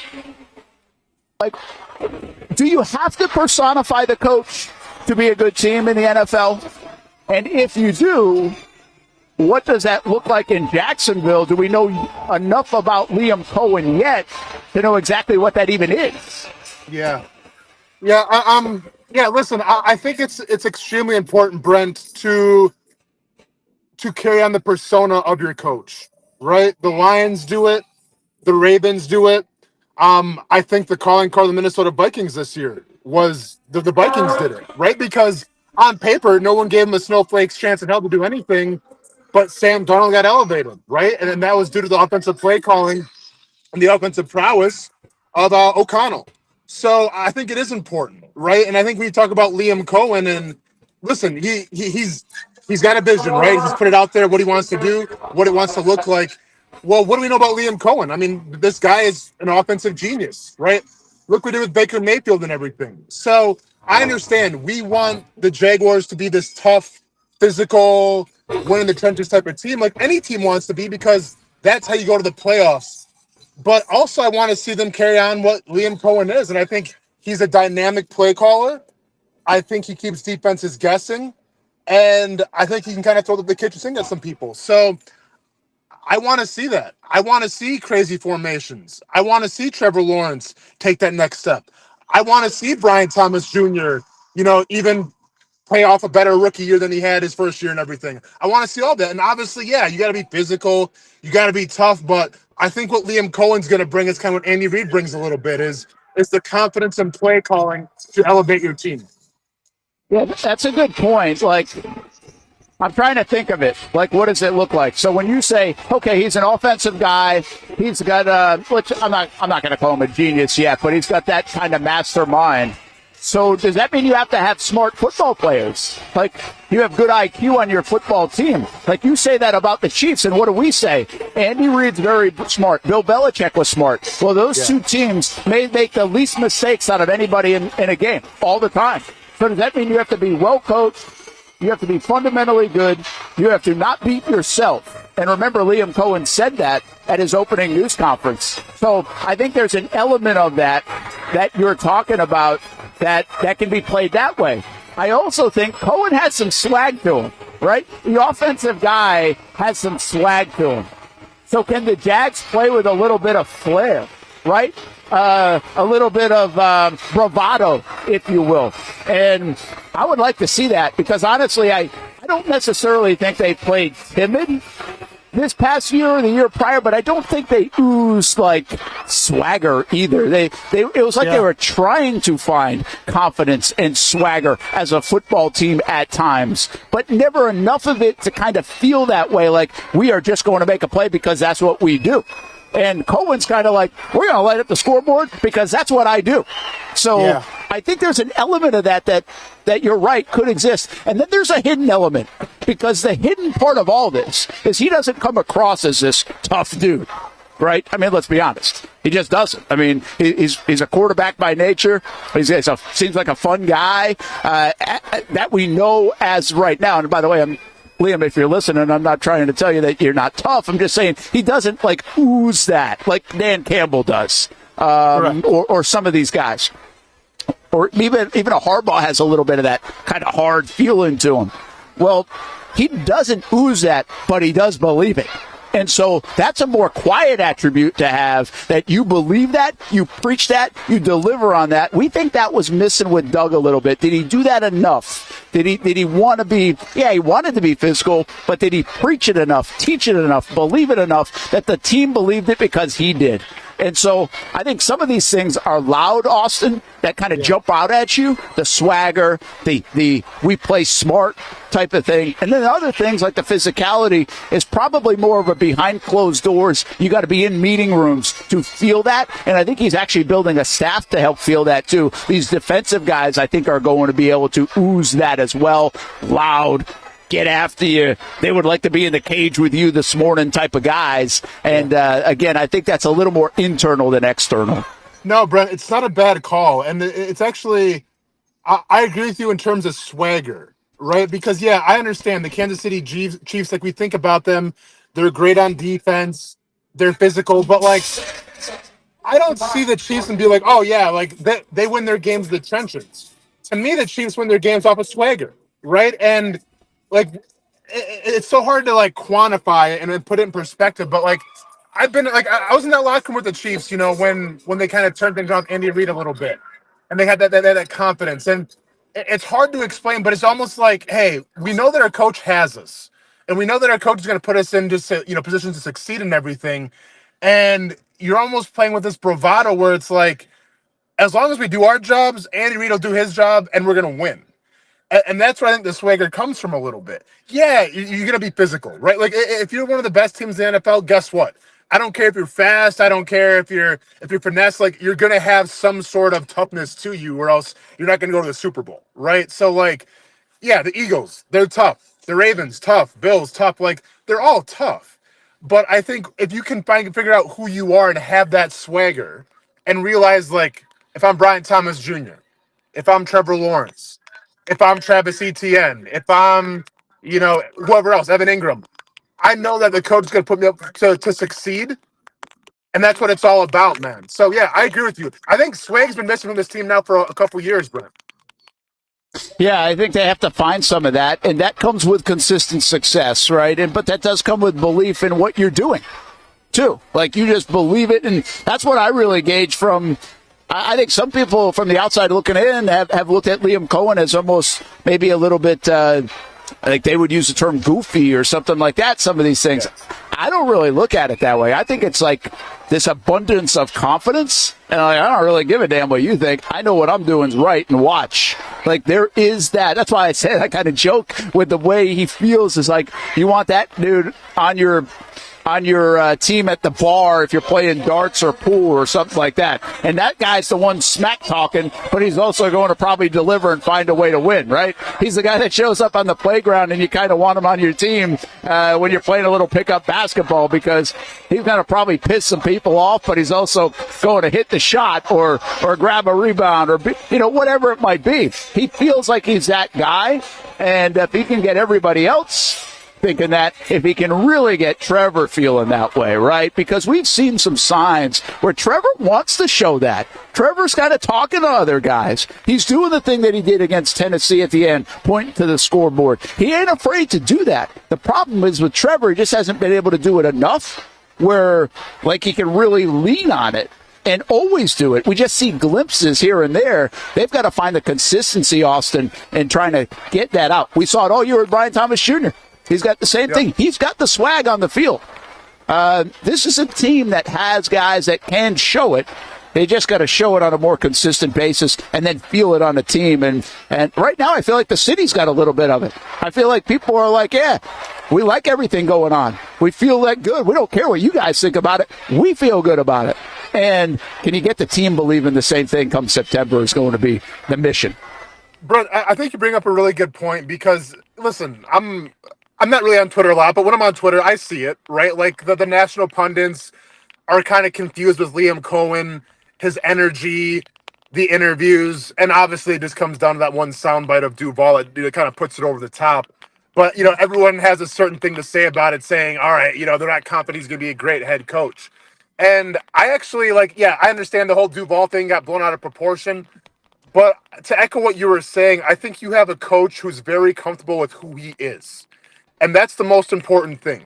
That, to me, is why the Andy Reid coaching trees, the Sean McVay coaching trees have had so much success. Because I feel like those coaching trees, it's more about who you are. Like, look at Sean McDermott. Sean McDermott, you would never guess came from an Andy Reid coaching tree, right? Like, they have nothing really in common, right? Like, you're not Doug Peterson, maybe you can see it a little bit. But, like, if you look at Andy Reid's coaching tree, there's all types of personality. There's different guys. But they've had some pretty good success. Look at Bill Belichick's coaching tree. It was always kind of the same guy, and as excluding Matt Patricia, but they never had any success. Because the whole thing is that they're trying to be Bill Belichick.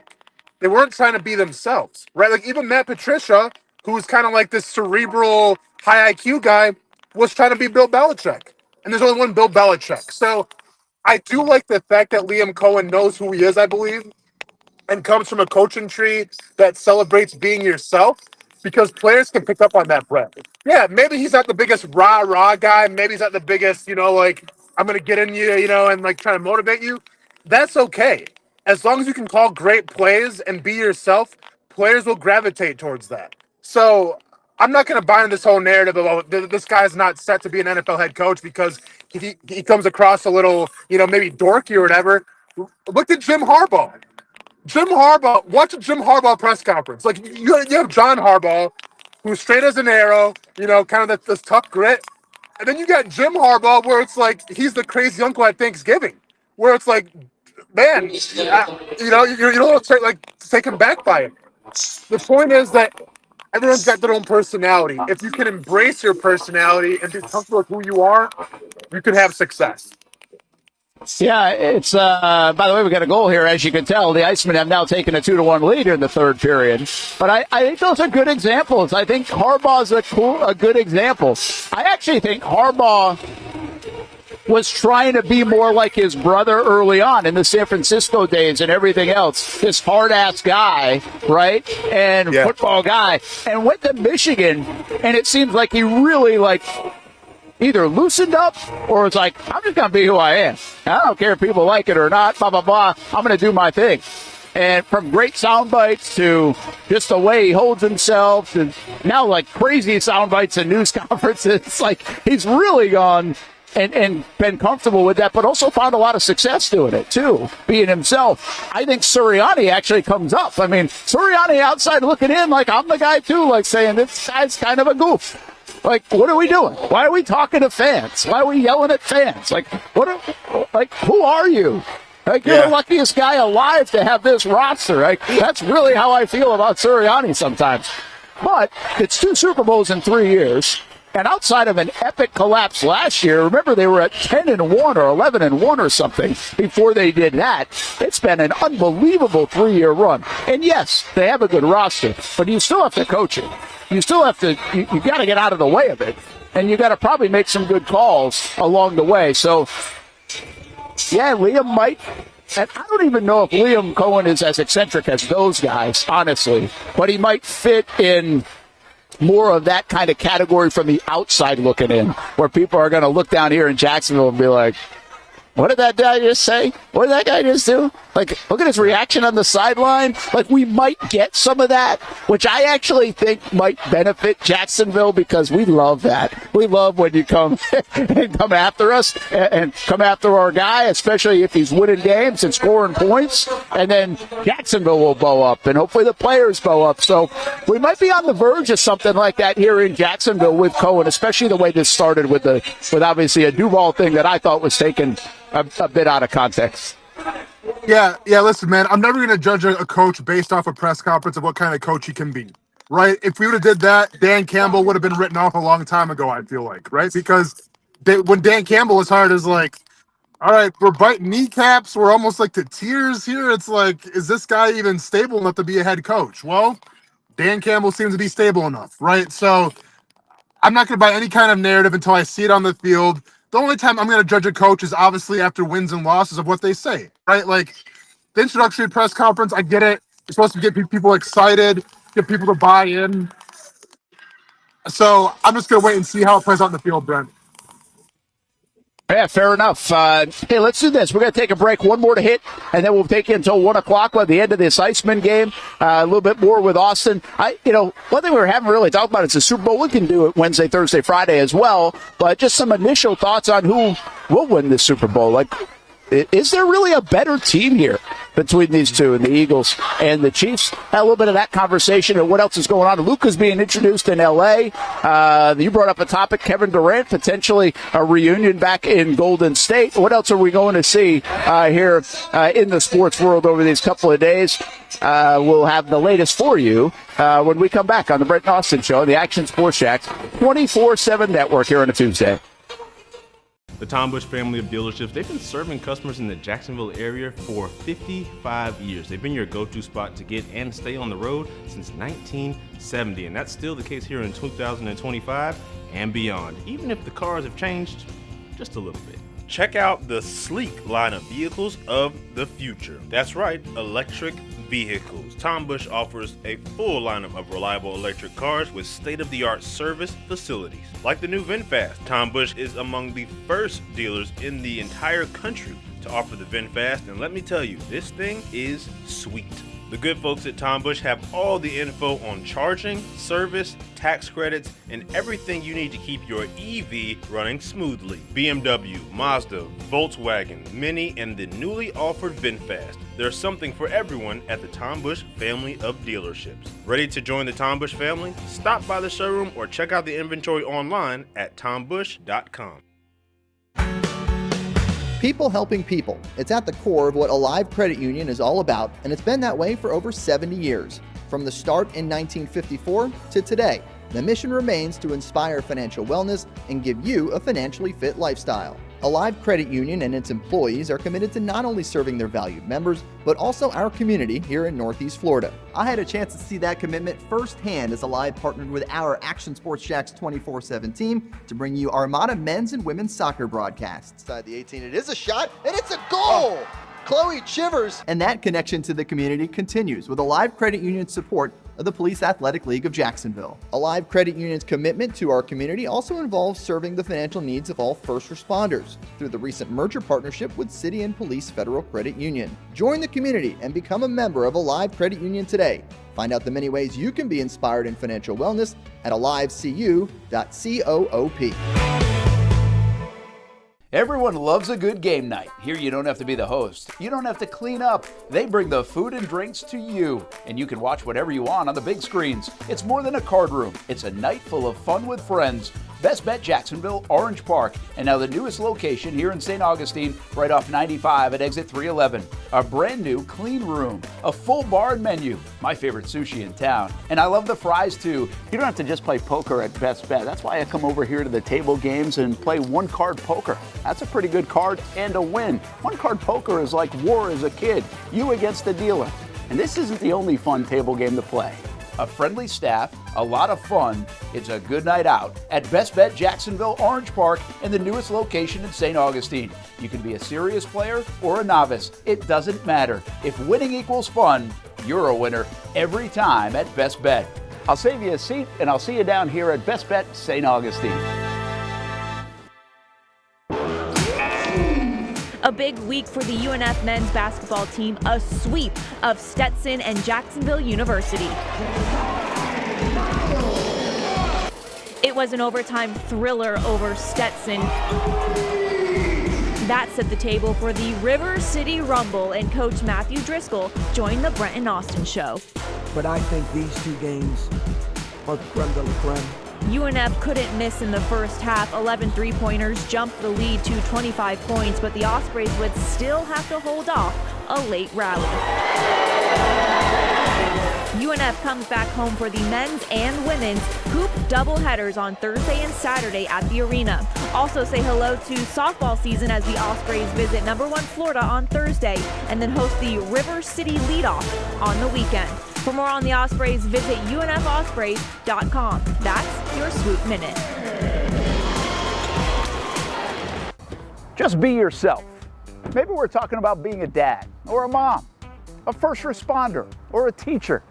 Maybe it's a sports fan. We love those. We're talking about anyone in the Jacksonville community. At Community First Credit Union, just be yourself means being real. When you partner with Community First, it's straightforward. They're people connecting with you, so you can be yourself.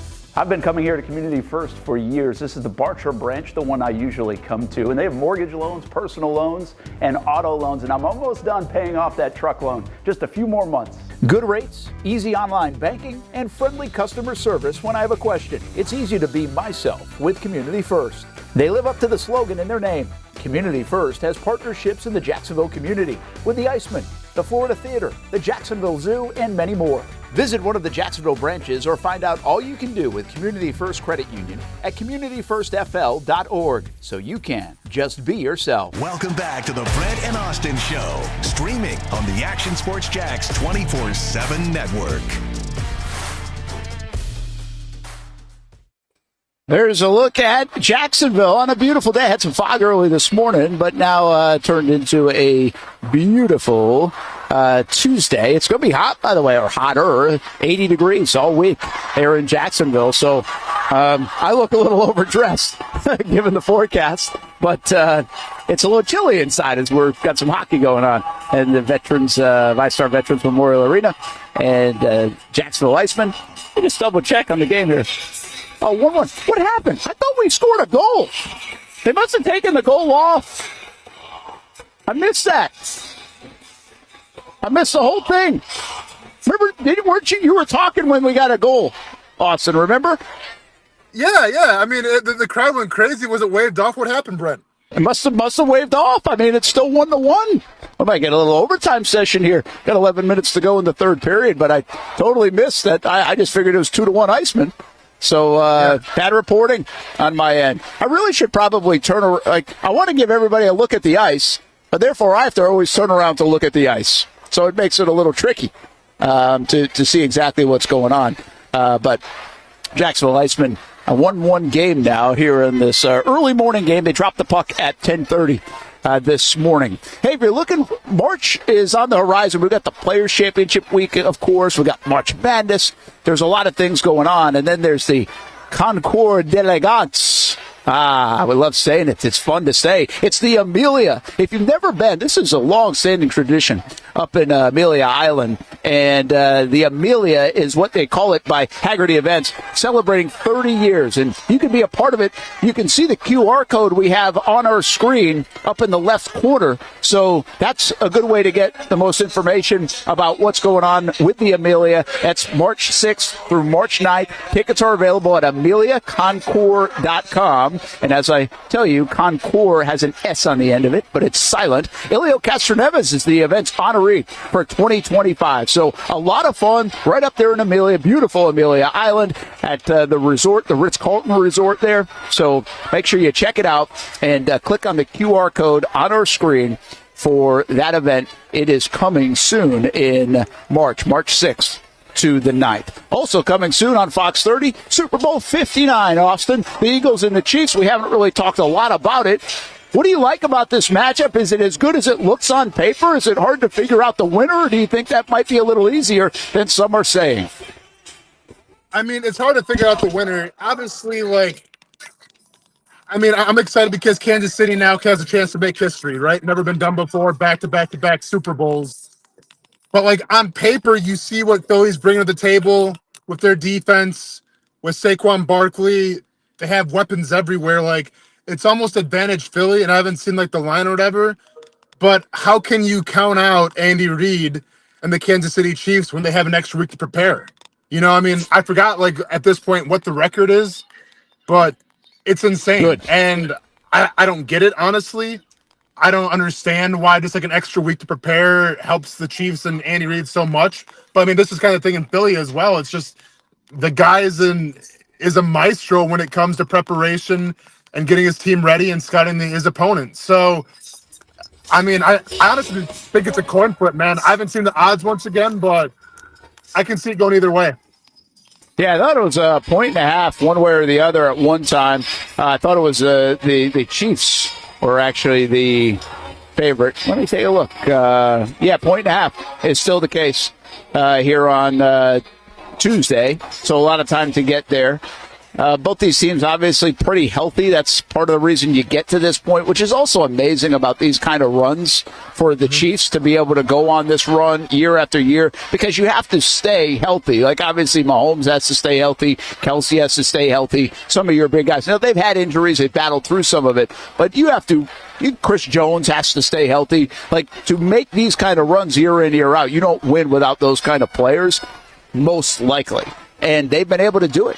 Which is pretty amazing. Now, listen, the Eagles feel like they have a little more, if they get some guys banged up, they've got more depth, especially on the defensive side of the football, but they can't lose their top guys either. That's been a big concern with Jalen Hurts. Hurts has been banged up these last few weeks at different times during the last couple of years, and you do worry about his health from time to time because of the way he runs the football. I'm just interested to see in this matchup. We know Philly is kind of the brute force. They just feel more physical because of the style of play. But I think the Chiefs have a chance to showcase they can pony up in that department too, Austin. And we were talking about it earlier. People don't talk about the Chiefs that way. But if this was the Baltimore Ravens, you would talk about them being able to match up in a black and blue kind of game against the Philadelphia Eagles. Well, I actually think the Chiefs built a lot like the Ravens. I just don't think we perceive them to be that way. So this could be a bruiser of a game more than a shootout of a game, in my opinion. Yeah, it's wild, Brent, because when you break these two teams down, we'll have obviously a couple more days to do this, but at a lot of positions, I would take the Eagles over the Chiefs, right? Like, I think offensive line, I'm taking the Eagles. I think defensive line, even though you have Chris Jones, who's probably the best defensive lineman in this game, I think as a collective unit, I'm probably taking the Eagles. I think at linebacker, I might be taking the Eagles. I think in secondary, if they're all healthy, I'm taking the Eagles. I mean, obviously, quarterback and coach are two big things, but running back, taking the Eagles. Wide receivers, I'm taking the Eagles. But the ultimate X factor, Brent, it's the quarterback, and obviously it's Andy Reid. And it's crazy how it seems like the deck is so stacked against them, but that's all they need is Andy Reid to call the plays and Patrick Mahomes do what he does, and they got a shot. That's all you need. Yeah, it's pretty wild that you just ran all that down and you're like Eagles, Eagles, Eagles, Eagles, Eagles, Eagles. I mean, this looks like blowout city, but that's why we play the game. That's why it's sports. Like, and it's not blowout city. We know that. Like, they're not getting blown out. That is for sure. The Chiefs are going to be in this game. Their defense has been very good. I don't know what kind of factor Travis Kelce is anymore, honestly. Like he said last night, he's not looking to retirement. He still loves doing what he does. I still wouldn't be surprised if he reversed course on that after this season. He's definitely aging. He's definitely not the same guy, but he can be very impactful in a game. You know, what he did nothing, right, in the championship game, like nothing. I think he had 2 catches. But the previous game, he had like 7 for 117 and a touchdown, I believe was his line. So I think he becomes a big factor in this game because of experience, even though he's not the same guy to me. And how do the Eagles defend him? Because they might have some people that can match up with Kelce if Fangio calls the right game and how he wants to play him. Yeah, I mean, without a doubt, but at the same time, it's like I can see Travis Kelce having 3 touchdowns in a big game, making, the over and all the props hit, or I can see Travis Kelce doing absolutely nothing, and all of a sudden here comes Noah Gray out of nowhere again and gets 2 touchdowns. Like this is the genius of Andy Reid. Like he kind of picks and chooses plays to feature players, and sometimes it's the guy that you least expect that's going to make the biggest difference. So I wouldn't be surprised if all of a sudden Noah Gray, who no one's talked about, it seems like in the last 4 or 5 weeks, can come out and have a big game. It's what the Kansas City Chiefs are. Like Smith-Schuster out of nowhere had a decent game. Obviously, you have DeAndre Hopkins. It's like you never know who's going to, take the rock and elevate the whole team because we don't see it coming. Yeah, and hey, let's not get away from the Super Bowl for a moment. The Luka fallout continues, but you brought up the idea that Kevin Durant could be a guy on the move. The Suns are really a disappointing team and organization considering how they built that with the superstars they built. What's the latest state you've seen on Durant maybe going back to Golden State, and why would that be? Yeah, obviously when it comes to the Suns, they had a vision, kind of put together their own big 3 that was featured at the Chris Paul, Devin Booker, and Kevin Durant. That they went far, didn't win the whole thing. Kevin Durant now, I just feel like he's trying to shore us up with his career and everything. And there's rumors that Golden State, who obviously lost Klay Thompson to Dallas, they need another centerpiece to try to make a run. And listen, I understand like Golden State's been kind of slept on a little bit because the record reflects it, but you still have Steph Curry, who's one of the best, point guards in the league. If you put Kevin Durant back on that team, man, why wouldn't they, make another run? So that's kind of the name right now. That's kind of the big name being floated around, even more than Jimmy Butler, which is surprising because I feel like Jimmy Butler was the one guy where it was like, hey, he wants out, let's get him out. And he's still stuck in Miami right now, which is crazy. Yeah, what is going to happen there? I mean, it's pretty wild, right? I mean, that thing has just like been hit on pause, it seems like.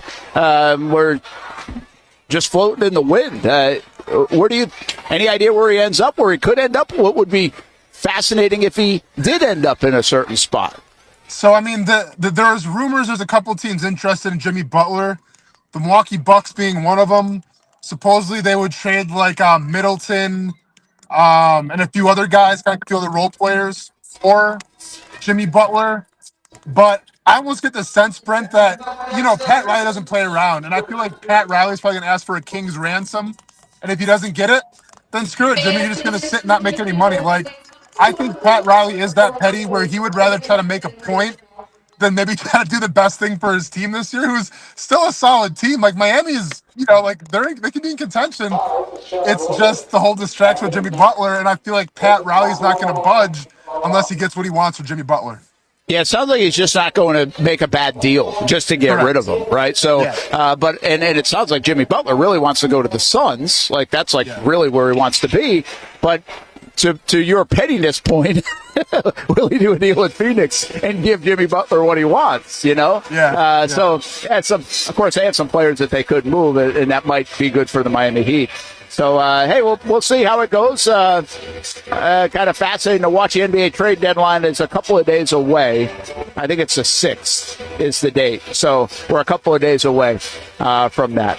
All right, man, get you out of here on a Tuesday. It's been a loud one. And, yeah, we see Sean. I don't know if Sean's a regular in the chat. Yeah, the broadcast was kind of annoying. Listen, you didn't have to hear this for 3 hours. But we stopped by. We had some fun with the Jacksonville Iceman anyway. So it's been a loud one. It's been a little different one. And we'll be back in the studio. It'll be a little normal tomorrow. We just like to have some fun and get on the road sometimes on the show. So we'll see you back at it tomorrow, 10 a.m. until 1 p.m. And Austin, big workout tomorrow. Get back at it as well. And you're back actually here, I think, next week, right? Late next week. So I'll be getting back. I'll be getting back Thursday evening, but I'll also do this show, from the car probably on Thursday, and then I'll see you guys on Friday. Yeah, I'll be back in studio. All right, that will be next week. So a lot of training in fight camp for Austin still to come over the next week and really the month of February. All right, that's going to do it for us. Jacksonville Iceman. 1-1 game, 4 minutes to go. We'll have highlights for you tonight on Action Sports Jacks on CBS 47 and Fox 30. Thanks for hanging out with us today here at the Iceman game at the arena.